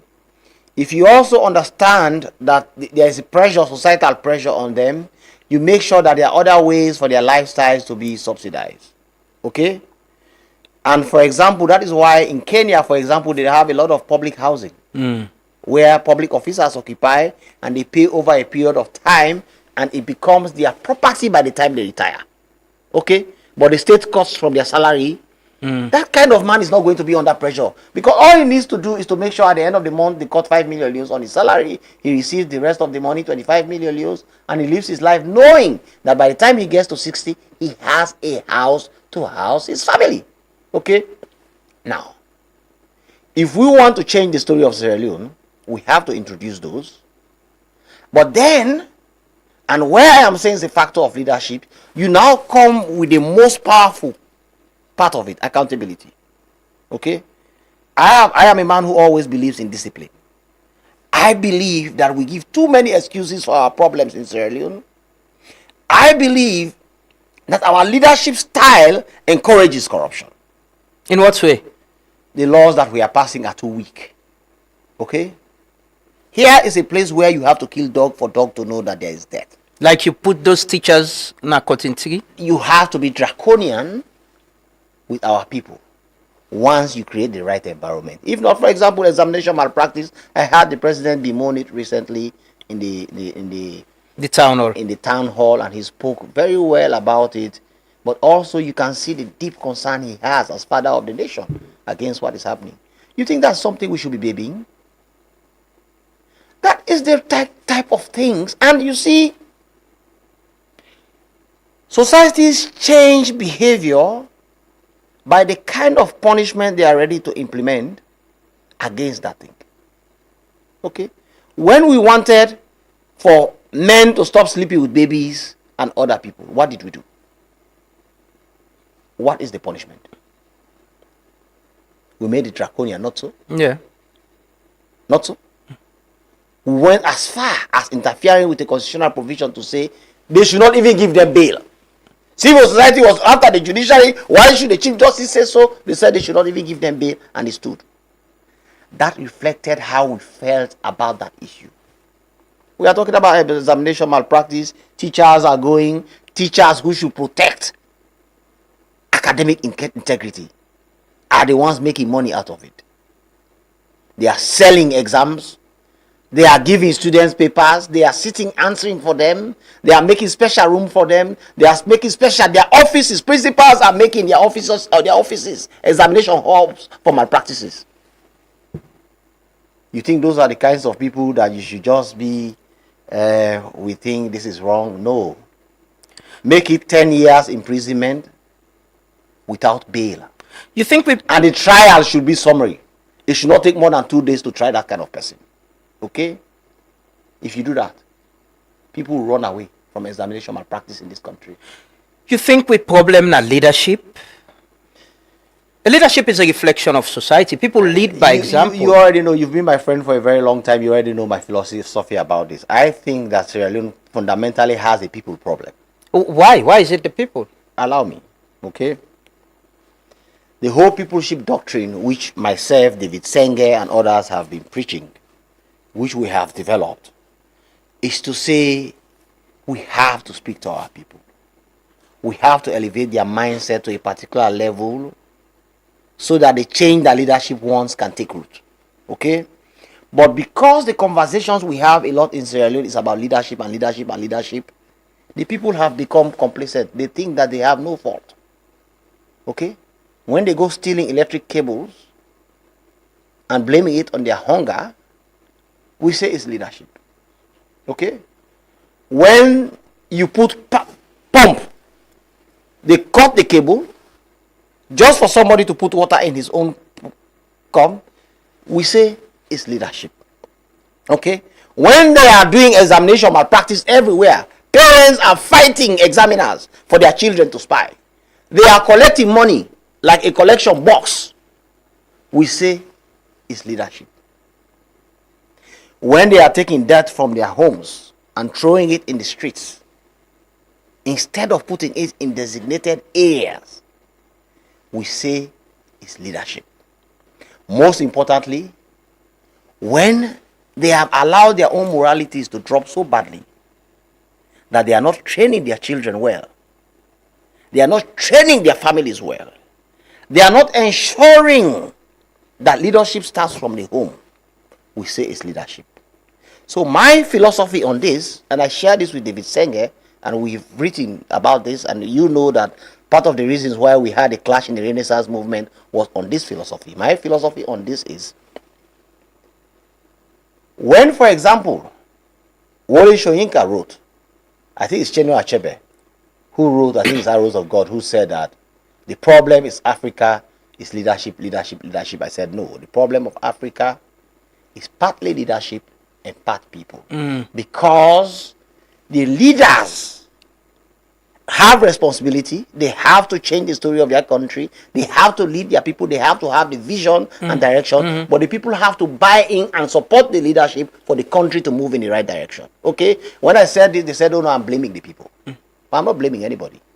I am basically saying that Sierra Leone, the people have to take responsibility, and they are not. They are leaving everything to leadership.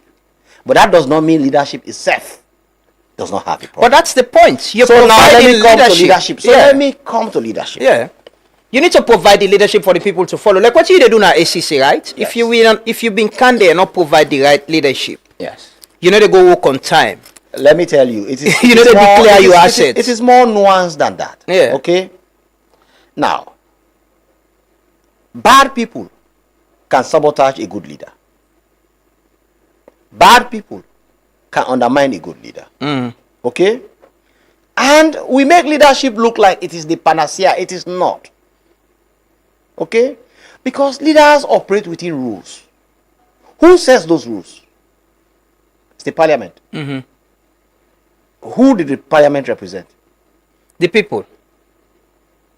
Now, so you are agreeing that leadership has binding constraints, not so? It does, but you need for provide. It's like your own. You cannot. For example, it's like your I have always said that, for example, in Sierra Leone,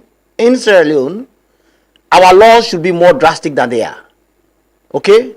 I have said that, for example, corruption that touches public revenue, okay? Corruption that touches public revenue, the lifeblood of the country, should be punishable by death. You believe that? Yes, I believe it. Yes, I believe it. So if somebody eats project money, I am saying corruption that touches public revenue. That is what I'm saying. Then that deprives lives should be punishable by death. That is my personal belief. I'm a leader, but I don't have the power to implement it. Okay? That implementation comes from the people. They have to respond to that requirement. No, but how with the people? You know, the people vote their leaders, right? In parliament, we vote people the way they represent we. Yeah. They make laws, like you say. Parliament is a very powerful place. We elect the president. He appoints people and for help them for run the country. People like you for provide leadership and shape how the country for. You not think saying that you leadership. You've been talking. The data don't they show how we they do well with the fight against corruption. Is it not because you provide the leadership and help in mindset change make that they happen? So that is where I agree with leadership. Leadership directs the country. That's the point. Leadership provides vision, okay, and leadership provides the, how do we call it, the tone, how the country should respond.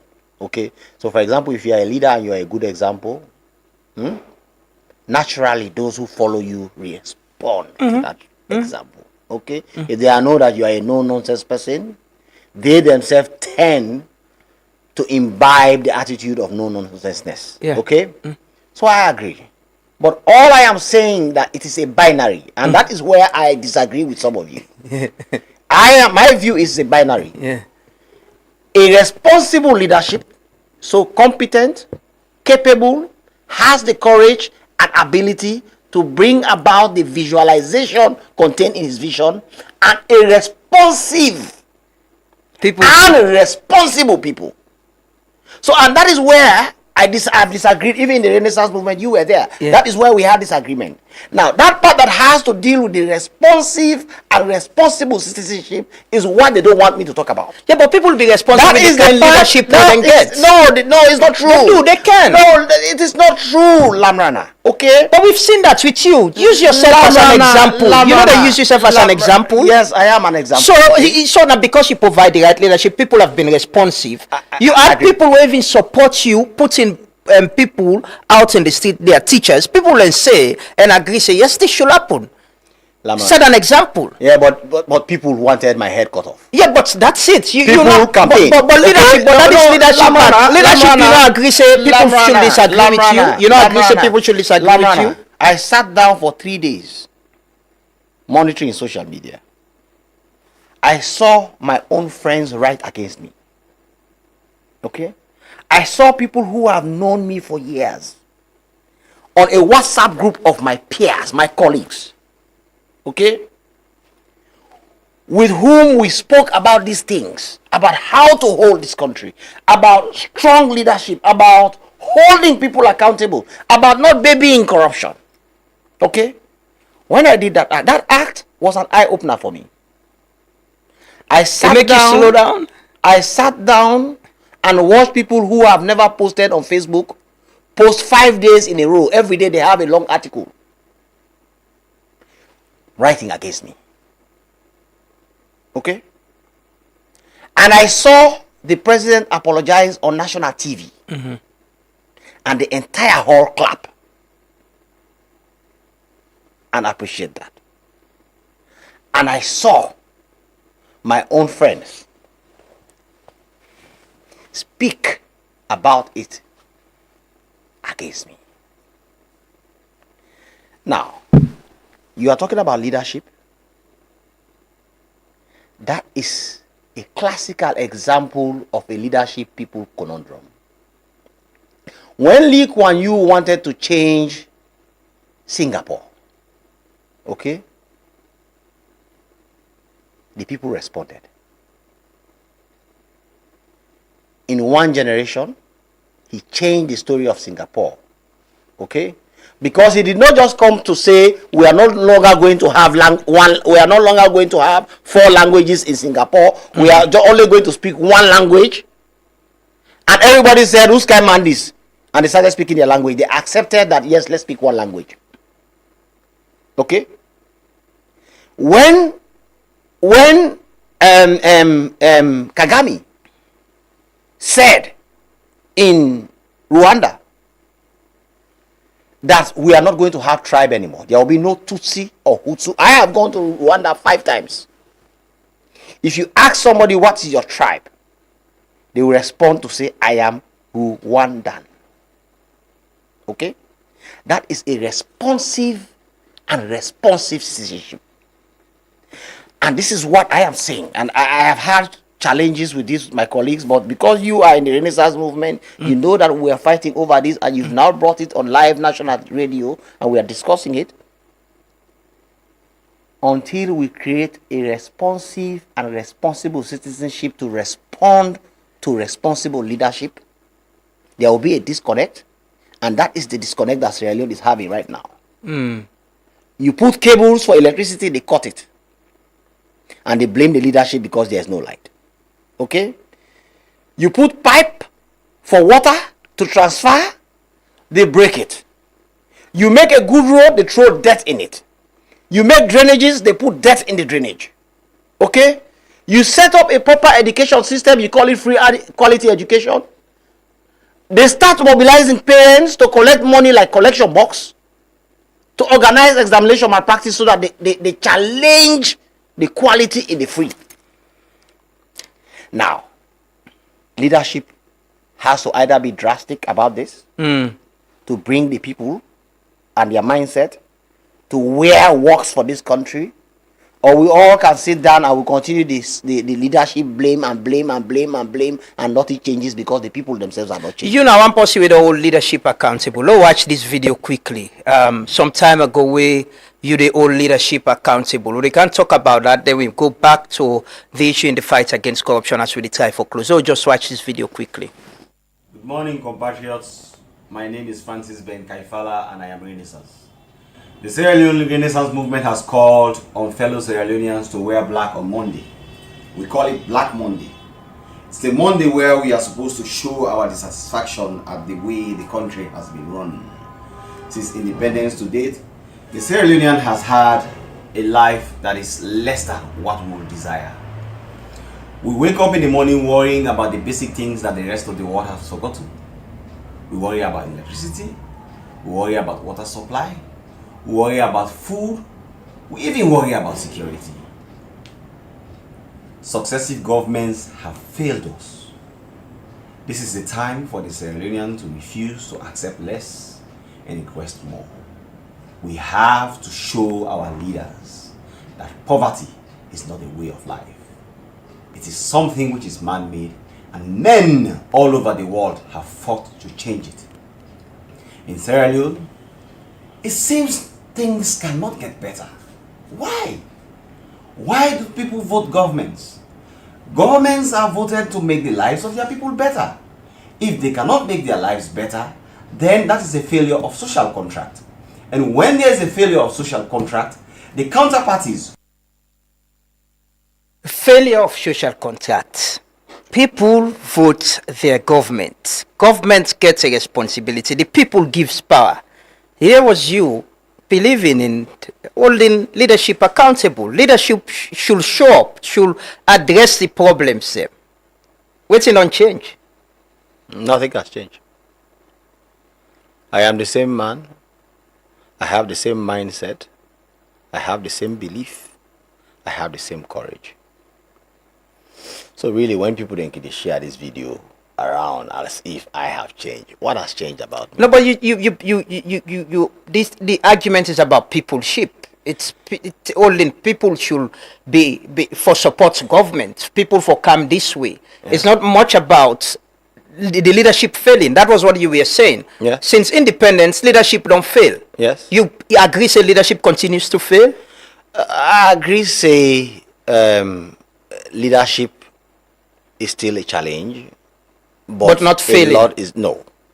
I don't think it is failing because where Sierra Leone is today is far better than where it was before. With the same fuel issue, same water, same electricity issue? Yes. But it was better than where it was before the time when you call for this. Yes, I understand. So let me make it clear again. Mm. Nothing I have said in that video has changed. I still believe in it. I strongly stand with everything I said in that video. Today I am anti-corruption commissioner. What do they want me to do? I should be the one calling for demonstrations. I should be the one campaigning for fuel price hike. I think my good friend from NTT, who you know, is already doing that. Edmond is doing that already, okay? Kudos to him. The struggle, Aluta continues. But I am now anti-corruption commissioner, okay? Are you part of the leadership problem? I am a leader, okay? And I believe that what I said in that statement is that the counterparty, and again, that tells you there are two parts to it. There's the people, and there's the leader, okay? And I said, yes, the people can hold the leadership accountable. It's the same thing I'm saying. And to hold leadership accountable, there are many ways to do it. Which kind of leadership Salon need? There was a time when you posted something about if you can run this country, if you're given this country, things will change. Which kind of leadership at this time you think Salon need? There's one word, okay? Look, and I say this very guidedly because the moment you say these things, people start saying, oh no, President Bio is a fantastic leader. Okay, I deal with him up close. He's doing everything to lay the right foundations, to lay the right pillars and beams and support system for this country to move on better and stronger in the years to come. They will never be reversed, okay? There are challenges which he faces because he came at a time when everything was on the floor, okay? And you have to be more gradual in approach. But trust me, the things that he's doing for this country are fantastic. And I can only continue to wish him well. Okay? But after him, what this country needs is a leadership that has one word: discipline. That's you? Discipline. Discipline. Could that leader be you? If we build a country on that word, everything else will fall in place very easily within 2 years.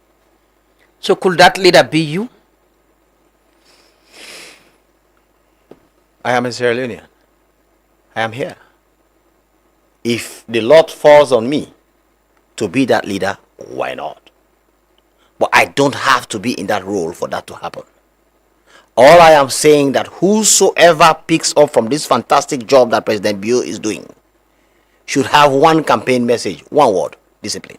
Will you want to be that person where they pick up after President Bio? You get an ambition there?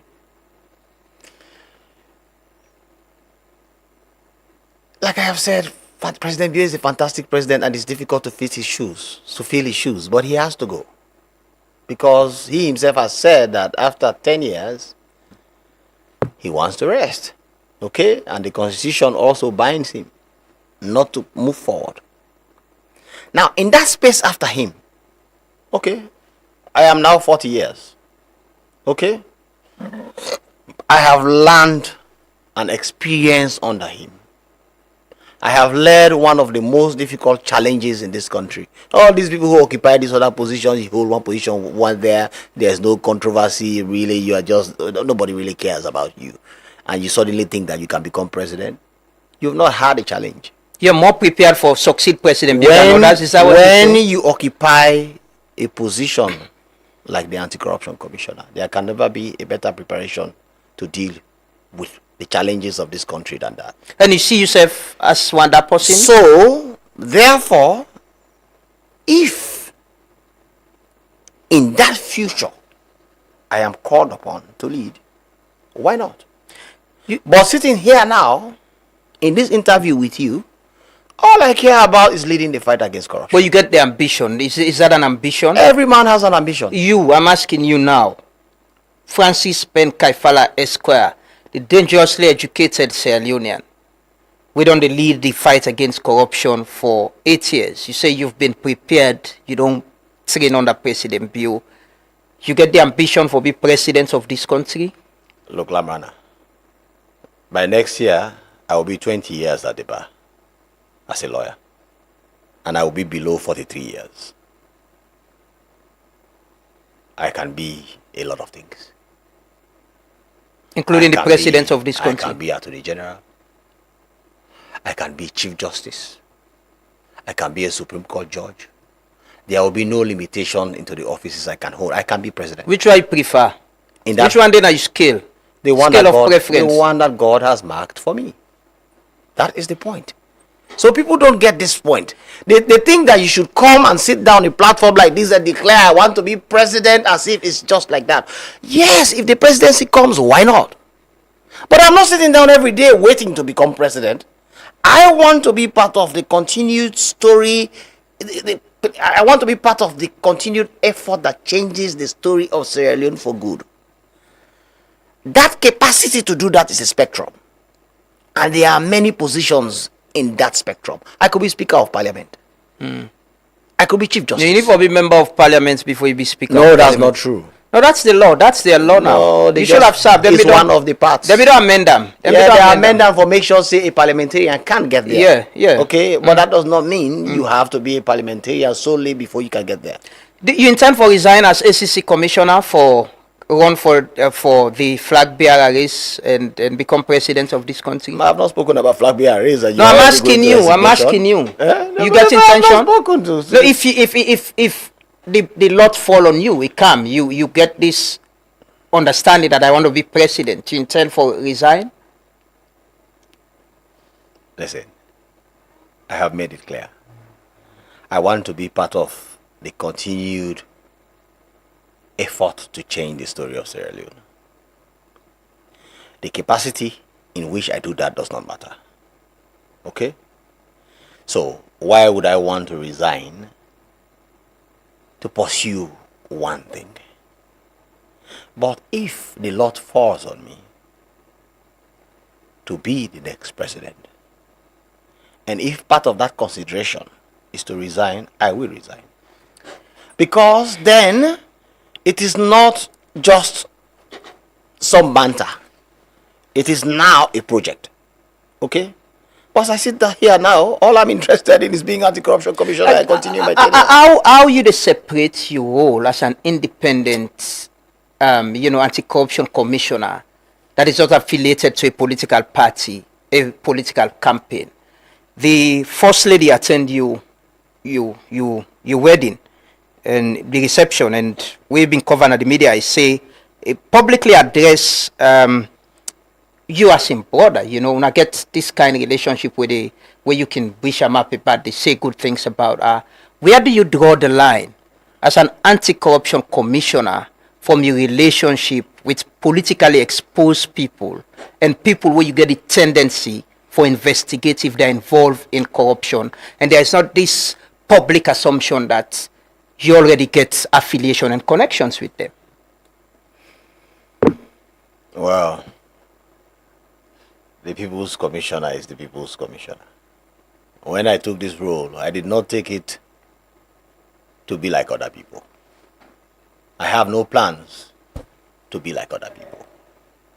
I get me own relationships. I get me own friends.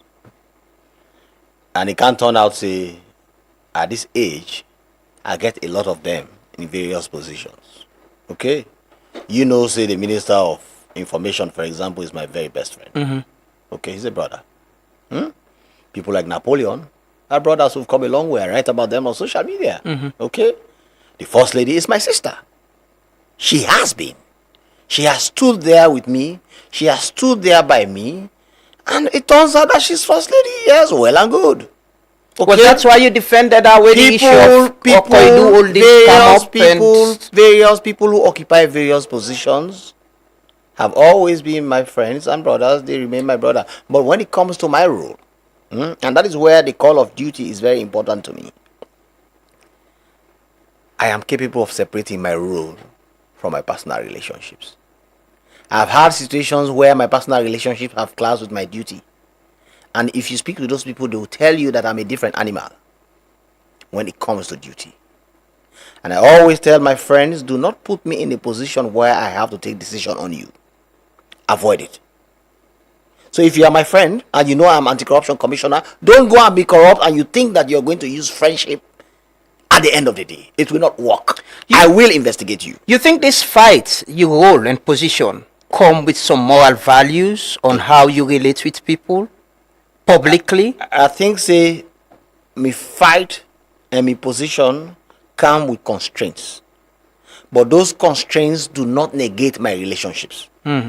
They merely remind me of my duty as anti-corruption commissioner, which I took oath for before the president, and which I will uphold should it conflict with my personal relationship. You think anti-corruption commission should have this close relationship with people in power to a point they are your sister? I think anti-corruption commissioner is a human being. Yeah, I understand. But where do you draw the line? Why do I have to draw a line on my friend? Yeah, but the public perception is the kind of relationship where you get with person to a point. You talk about handling political issues, right? How do you handle them when they come? Lamrana. In what case will you want to investigate your sister if in any case she is involved in alleged corruption? So or your friend? When I've already told my sister not to put me in a position to investigate her, and she does, yes, I will investigate her. And yes, she will face the consequences very clearly and easily. And I lie down and sleep and wake up in the next morning and be a happy man. Particularly if I play my role. So I am not, Lamana, one thing, I am not just any other person. Well, of course, we believe in discipline, and I believe in discipline. But is that not part of being disciplined? Discipline is part of. And you believe we need for sure the kind leadership? Discipline is keeping your relationship. That is why my relationship cycle is very small. Okay. I don't have many. But friends. very close to people with power. Very close to people with power. How many of them? The first lady, the president. Yes. You've just mentioned people that are ministers, now your friends. Yes. Timothy Kaba and others have been my friends. Yeah. Dr. David Senge has been my friends. He was at Prince of Wales. I was at grammar school. We have been brothers. Today he's chief minister. What do you want me to do? Not to relate with him. If he invites him at his birthday party, I should not go. No. I'm not going to everybody's birthday party. As part of the that is David Senge's birthday party. As part of the discipline where you talk about, so where do you draw part the line? Part of the discipline is for me to go there as a person, as Ben Kaifala, but recognize that part of my duty is to hold him accountable should there be allegation of corruption against him. That is where the discipline comes in. The discipline does not come in for me to now isolate myself as if because I am now anti-corruption commissioner, I should not smile to people anymore. That is not how life works. Do you agree that position gets some moral values that you... Moral values, it's in Sierra Leone that we always emphasize these things, okay? Komi. You don't believe in leadership and morality? Lamrana. Komi in the US was the head of the FBI, not so? Komi was a card-carrying Democrat. Okay? He taught me national security law at Harvard. And he always discussed these things with us. Are you a card-carrying member? The duty that he has as head of FBI overrides that kind of affiliation. But in Sierra Leone, we like to emphasize utilities. We like to emphasize, this man, Naim Padi that one day. So if Naim Padi, so what? This is a very small country of 8 million people. Okay? We went to college together. You have been my friend for a very, very long time. So tomorrow, if you are now Minister of Health, you invite me at your wedding. I was at your wedding. Oh, yeah, you did. Yes, you did. I was at your wedding. Yeah. Okay? Yeah. So if you have a wedding, I should not go.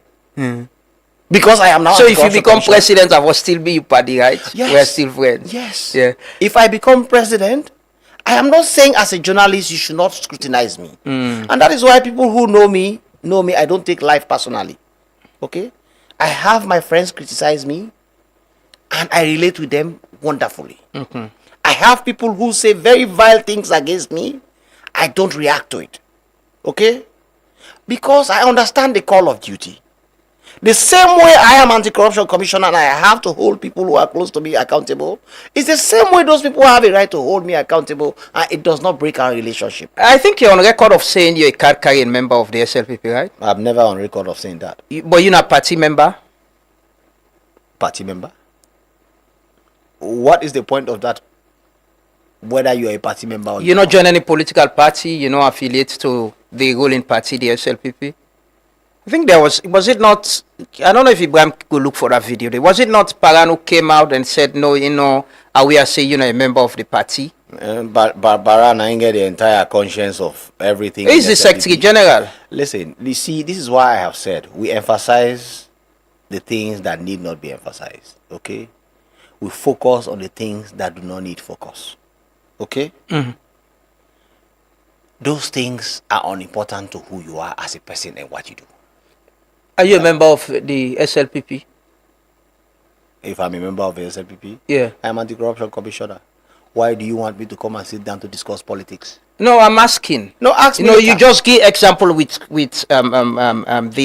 Comey, the FBI guy. Yeah. So, are you a member I of am the not SLPP? Comey. But I am telling you, as I sit here now, I don't discuss politics. I don't also But you belong to a political party. Yeah, but part of discipline, which we are talking about, is for you to be capable of holding the balance. Okay? Now you want me to identify an affiliation with a political party in my role. That is against the discipline of my role. So I can't discuss politics. But maybe after 2 years, when I'm no longer anti-corruption commissioner, come and speak with me, then we can discuss that. You belong to a political party? I've said the discipline of my role, you know, don't forget, this is stoic discipline. I don't discuss my political affiliations in public. The Bertelsmann Transformation Index 2026 mentioned, say, in the past 6 years, there's been almost no prosecution of senior officials in the current administration. Allegations against the office of the president and first lady have gone unanswered. In fact, the auditor general was dismissed for raising these allegations. The anti-corruption commission has also developed a pattern of asking perpetrators to repay stolen funds instead of prosecuting them. We don't talk that. This issue of you know, people in governance and corrupt practices, going after them, are you limited in how you prosecute people who get power within a, you know, offend anybody? So this is the point again. Like, when these reports say those types of things, sometimes they come out of extreme ignorance. Okay? The president is a sacred cow created by the Constitution. True or false? True, I can confirm that. So imagine a report which now says that the anti-corruption commissioner is not prosecuting a president, therefore there is no corruption being fought in Sierra Leone. Should I take that report? The office of the president, you might not investigate the president directly. They said the president, they say allegation against the president. Lama, you see, this is what, look, in this role I have learned a lot. And one of the things I have learned is that there is a lot of, even among the elite, there is a lot to educate them about leadership and governance. Okay? You are saying that I have not held the president accountable when the Constitution says he cannot be held accountable for anything done while he is in office, whether civil or criminal. And you say, therefore, I'm not fighting corruption. I have not held people accountable. That's misleading. The first lady's allegations were investigated. The outcome may not be what people may want, but the truth is the truth. Okay? The point of the matter is the issues were handled using our prevention approach. And we came out and said why. Some people may not be happy about it because they want me to take the First Lady and lock her up at CID. And they think that is what fighting corruption is about. Mm-hmm. That is not entirely what the fight against corruption is about. Fighting corruption is also about problem solving. And we make sure, we pointed out that, look, you people have been going around saying that this office is not an office in Sierra Leone, it's not recognized in Sierra Leone. I said, you're wrong. Conventionally, this office has been recognized since the days of James Momoa coming down. They have been giving money to do a lot of things in support of their husbands. So let's do something now, okay? Set up a system around them, give them an accountant, give them procurement officers, make sure their offices are accountable as every other office and they are audited by the Auditor General. Then, if they now fall short, we can hold them accountable like any other public officer. And they say, we have done nothing about the office of the First Lady. That's extremely ignorant and untrue. And going after people in the opposition, indicting or investigating people in power, people presently with opposition, you constrained the political expediency. Look, Lamana, we have charged ministers, we've charged director generals, we have charged heads of institutions, we've charged directors, we've charged people in various offices. The data is there. What do they want me to do? Go and manufacture evidence against people who I don't have evidence against? That is not how this game works. This is a game that requires a lot of tact and common sense. And if they are saying because that has not been done, what does that mean? That means we are not fighting corruption? No, sir. That is not what the data is showing. Okay, let's take some questions. My colleague Nafisa to get some questions. A lot of people, not going to take few of them. Yes, and Commissioner go respond, then we conclude this conversation. Yes, Nafisa, good morning once more. So, Commissioner, at the initial stage of the interview, when Lamana asked you about politics and corruption, how you navigate, you mentioned dynamics, them where you say they navigate. So, two people ask, waiting at the dynamics the way they navigate for make you probe further and also make you give examples, navigate in which way, then they ask you for be more detailed. And also we get this one we say, it has been a while without hearing from the Scorpion team. What is happening? There are institutions and organizations that are still involved in corruption.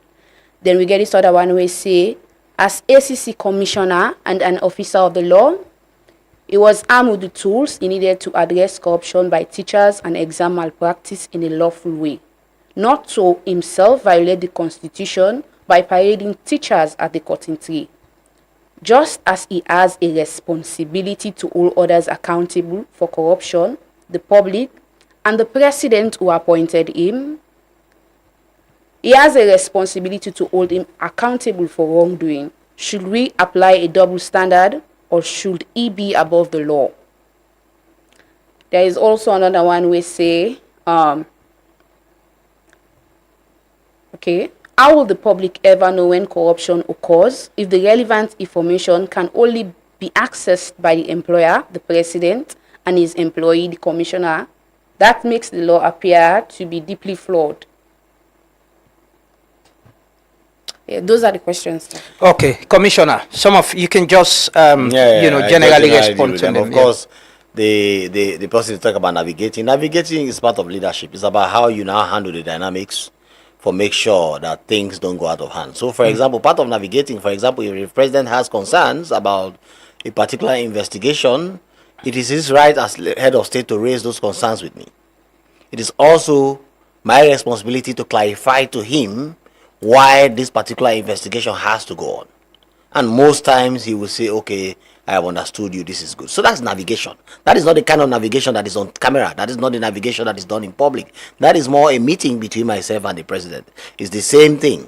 Like we are having this challenge with parliament now. Okay? I've had meetings with leadership of parliament. I can call the speaker on the phone, I will speak. I can call the leader of government business, I will speak. I can even call Honorable Tawa, who I said is my very good friend, and we discuss it and we reach conclusions. So navigation really is now about how a leader chooses to react to problems, because I am a stoic. Okay? And part of stoicism is to have control over your own reactions and not what other people do.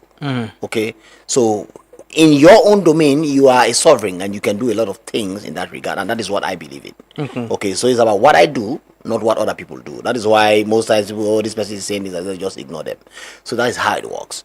But then, other things that they are asking about the cutting tree, like I've said, the president had the right to apologize for the cutting tree because as leader of the nation, he saw that my actions were a bit overbearing. It was above my boxing limit. Okay? But why that was flagged by you, Lamrana, because you asked the question, because it shows the kind of drastic actions that need to be done to change things. And the reason why I elaborated on it is to emphasize the point that we have to be a little bit more serious with ourselves than we are. Okay? We are in a country where people left us so. Now small. Take up easy. Now safu. And a leadership has to recognize that safu means you will die and nothing changes because your lifespan is 62 years according to the recent Human Development Index or our lifespan for Sierra Leoneans. Okay, 62 years. You're already 50 by the time you become a leader. And they tell you, say small, what are you going to change in 12 years before you die? Okay, so you have to be ready to take the bull by the horn. And I believe that this is a country that has a very dangerous people problem, that this is a country that has a very challenging corruption culture. This is a country that has normalized the abnormal for so long that the abnormal has now become normal. And the only way we are going to change it is to be drastic with ourselves, and that includes changing our laws to reflect that. We educate you, we bring to you the ideas that should happen. We create the right environment and incentives. We encourage you to be a good citizen. But when you fall short, the consequences has to be stronger than they are now. If there is one thing you want to change about Salone, you want to see change in Salone, what is that? Discipline. In leadership, in peopleship? Discipline in how we think. We are not thinking as a disciplined people. We have to think as a disciplined people. Discipline in how we act. We are not acting as a disciplined people. We have to act as a disciplined set. And discipline as a people. We are not disciplining ourselves enough. We are very lax with the things that we encourage, the way we allow things to happen. I don't know whether it is religion that has conditioned us to who we are. I don't know whether it is just because all of us are so dirty internally that we think that if we take certain disciplinary actions, it will reflect badly on us at the end of the day. But there is something holding us from being as disciplined as we should be. So there's only one word I have for this country, is discipline. I may not be in this position for more than 2 years from now, but I want the country to remember that I told them that any campaign that does not have the word discipline in it is a waste of time. You engage traditional leaders. I see you moving across the country, engaging traditional leaders in different places. Is that part of, taking the message in the fight against corruption to communities, or is it about, building your strength, in case the opportunity, the Lord fall on you, say you can lead this country? I think we went around the country to discuss asset declaration with the chiefs. Okay, because we want the paramount chiefs. That is the intersection between modernity and tradition. They are the gatekeepers of both. So we are trying to make them understand what it is. But also, yes, is to increase my social interaction with them as a leader. We have a lot to do together. I am barely 42 years old. I have a long way to go. And paramount chiefs are for life. Don't you think that it is wise to keep that kind of synergy when you are in leadership with people like that? Look, watch this picture no more. I think, I don't know if there is any other Sierra Leonean. We don't receive the number of awards them where you get. You see how this is not your office, right? Yes. As full as it is. Yeah, some are on the floor. Yeah, some are on the floor. So it overflow. You need more space. Oh yes, I do. You need more space. Yes. Is there any criteria within the ACC on which kind of award you receive as commissioner, and how do you go about getting these awards? You feel fulfilled in getting all these? I mean, if you look at those awards, they come from different sources. Yeah. Okay. Some come from locally, some come internationally, some come from UK. Last year I received one from the House of Lords, another one from the US State Department, signed by the Secretary of State himself, Blinken. Some come from national respectable institutions like AWOL, which I received that award, I think it was in 2019 and things like that. So they come from different sources. Then they continue and they are every year. Even today, you get count of how much. Yesterday I had a new nomination. Okay, but listen, these things don't carry me away. They are, what are they? They are just things that come, that people are seeing what you do, and they give you a tap on the back for it. The ACC not get any policy. I don't pay money for it. I don't campaign for it. I don't canvass it. I just sit down and I receive a nomination on my table. I read it, and then I go. Now, what do you mean by ACC has a policy? Because we have to differentiate between personal awards and institutional awards. Okay. Now I'm just asking generally. The awards that come to the institution are not even on that desk. Okay. And there are a lot of them. These are personal. These are personal. These are the ones. Each of them has Francis Ben Kaifala written on it as a person. Okay. Nobody can set a rule against me, because I have my life to live. Okay, the day I'm leaving ACC, I'm taking all those awards with me. They are not staying there. The new commissioner who is coming is not going to see them. He has to build his own shelf. Okay. Now, but I am telling you, ACC itself has received dozens of awards in this period. Okay. Those, when I receive them, I hand them over to the director of admin, and they have a special place where they put them. The issue of gifts. Now, I see where they engage the Paramount Chiefs. You mentioned himself as well. There was a case, I remember I reported that with Jaya Kaikai, you know, where he went to Parliament, he disclosed, he talked about gifts we receive. How do you handle those situations? And waiting, do public officials understand waiting them for declare, and if they get as gifts?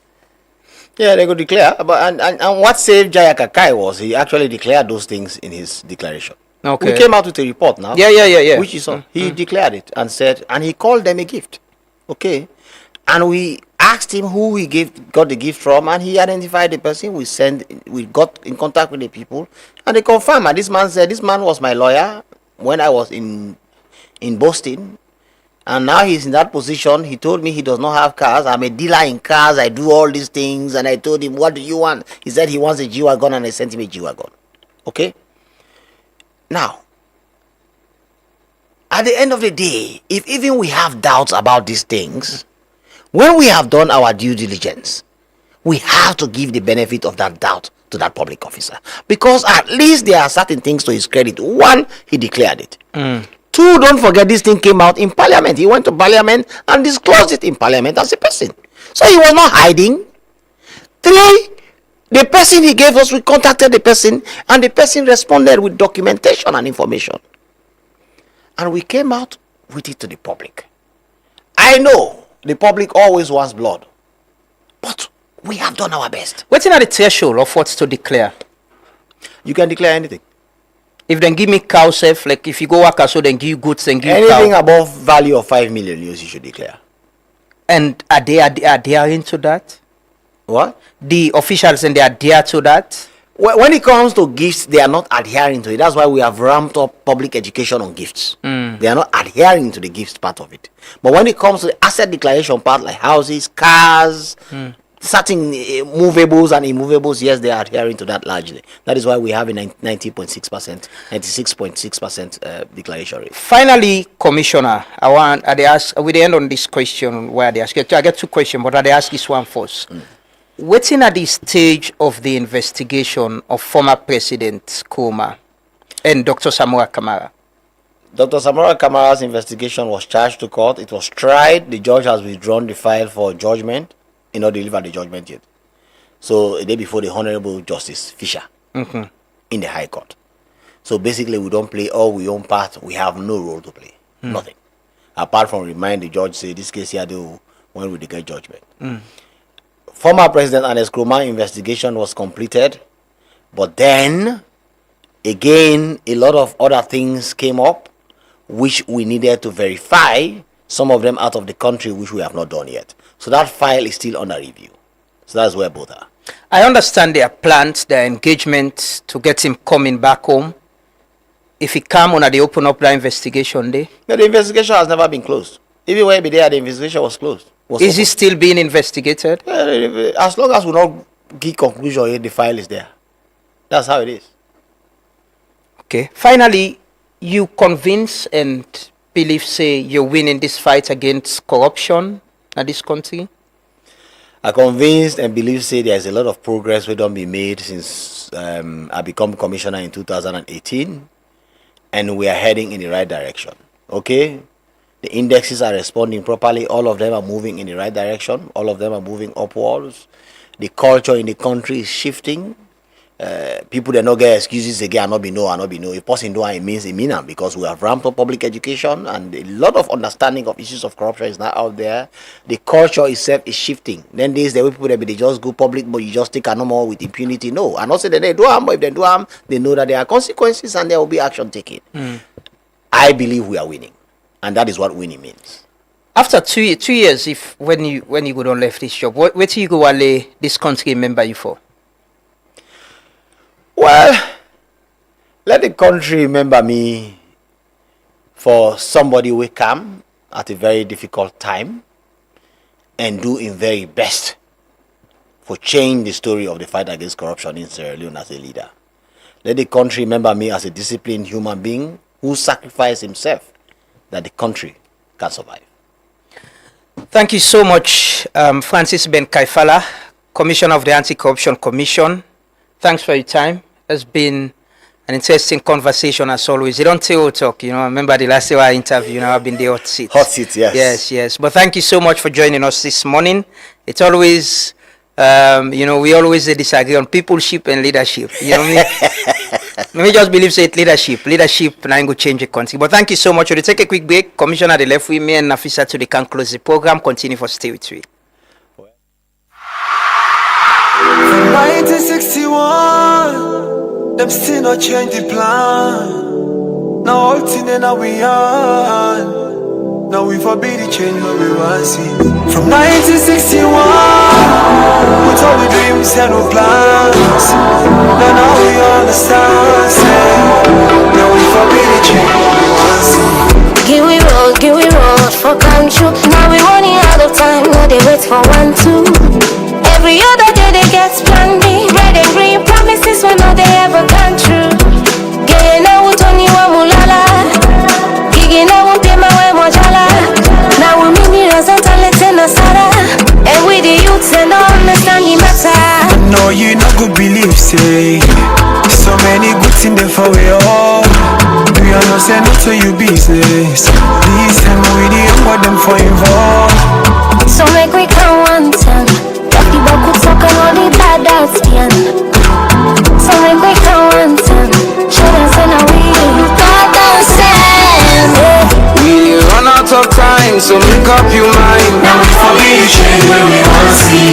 Salon now we all get we roll. Now we forbid the change when we want to see.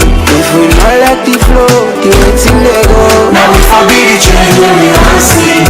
Salon now we all get we roll. Now we forbid the change when we want to see. Oh wow, if you know how in the pain. Say somehow, all these years has been the same. I feel money no focus on the truth. This on the depth of the answer for you. Body move tongue, just that time we do the right thing. Cause everything they up to you. Now we left for first, we serve for Monday, we know the feds for we serve. Saturday, Sunday, we fed, so we serve. If we only plan na for run go neighbor host for us. Now we get for pay the debts for we sell. We boku minerals and we for bets and where we sell them. Now we for build the road and we for make sure we not well am.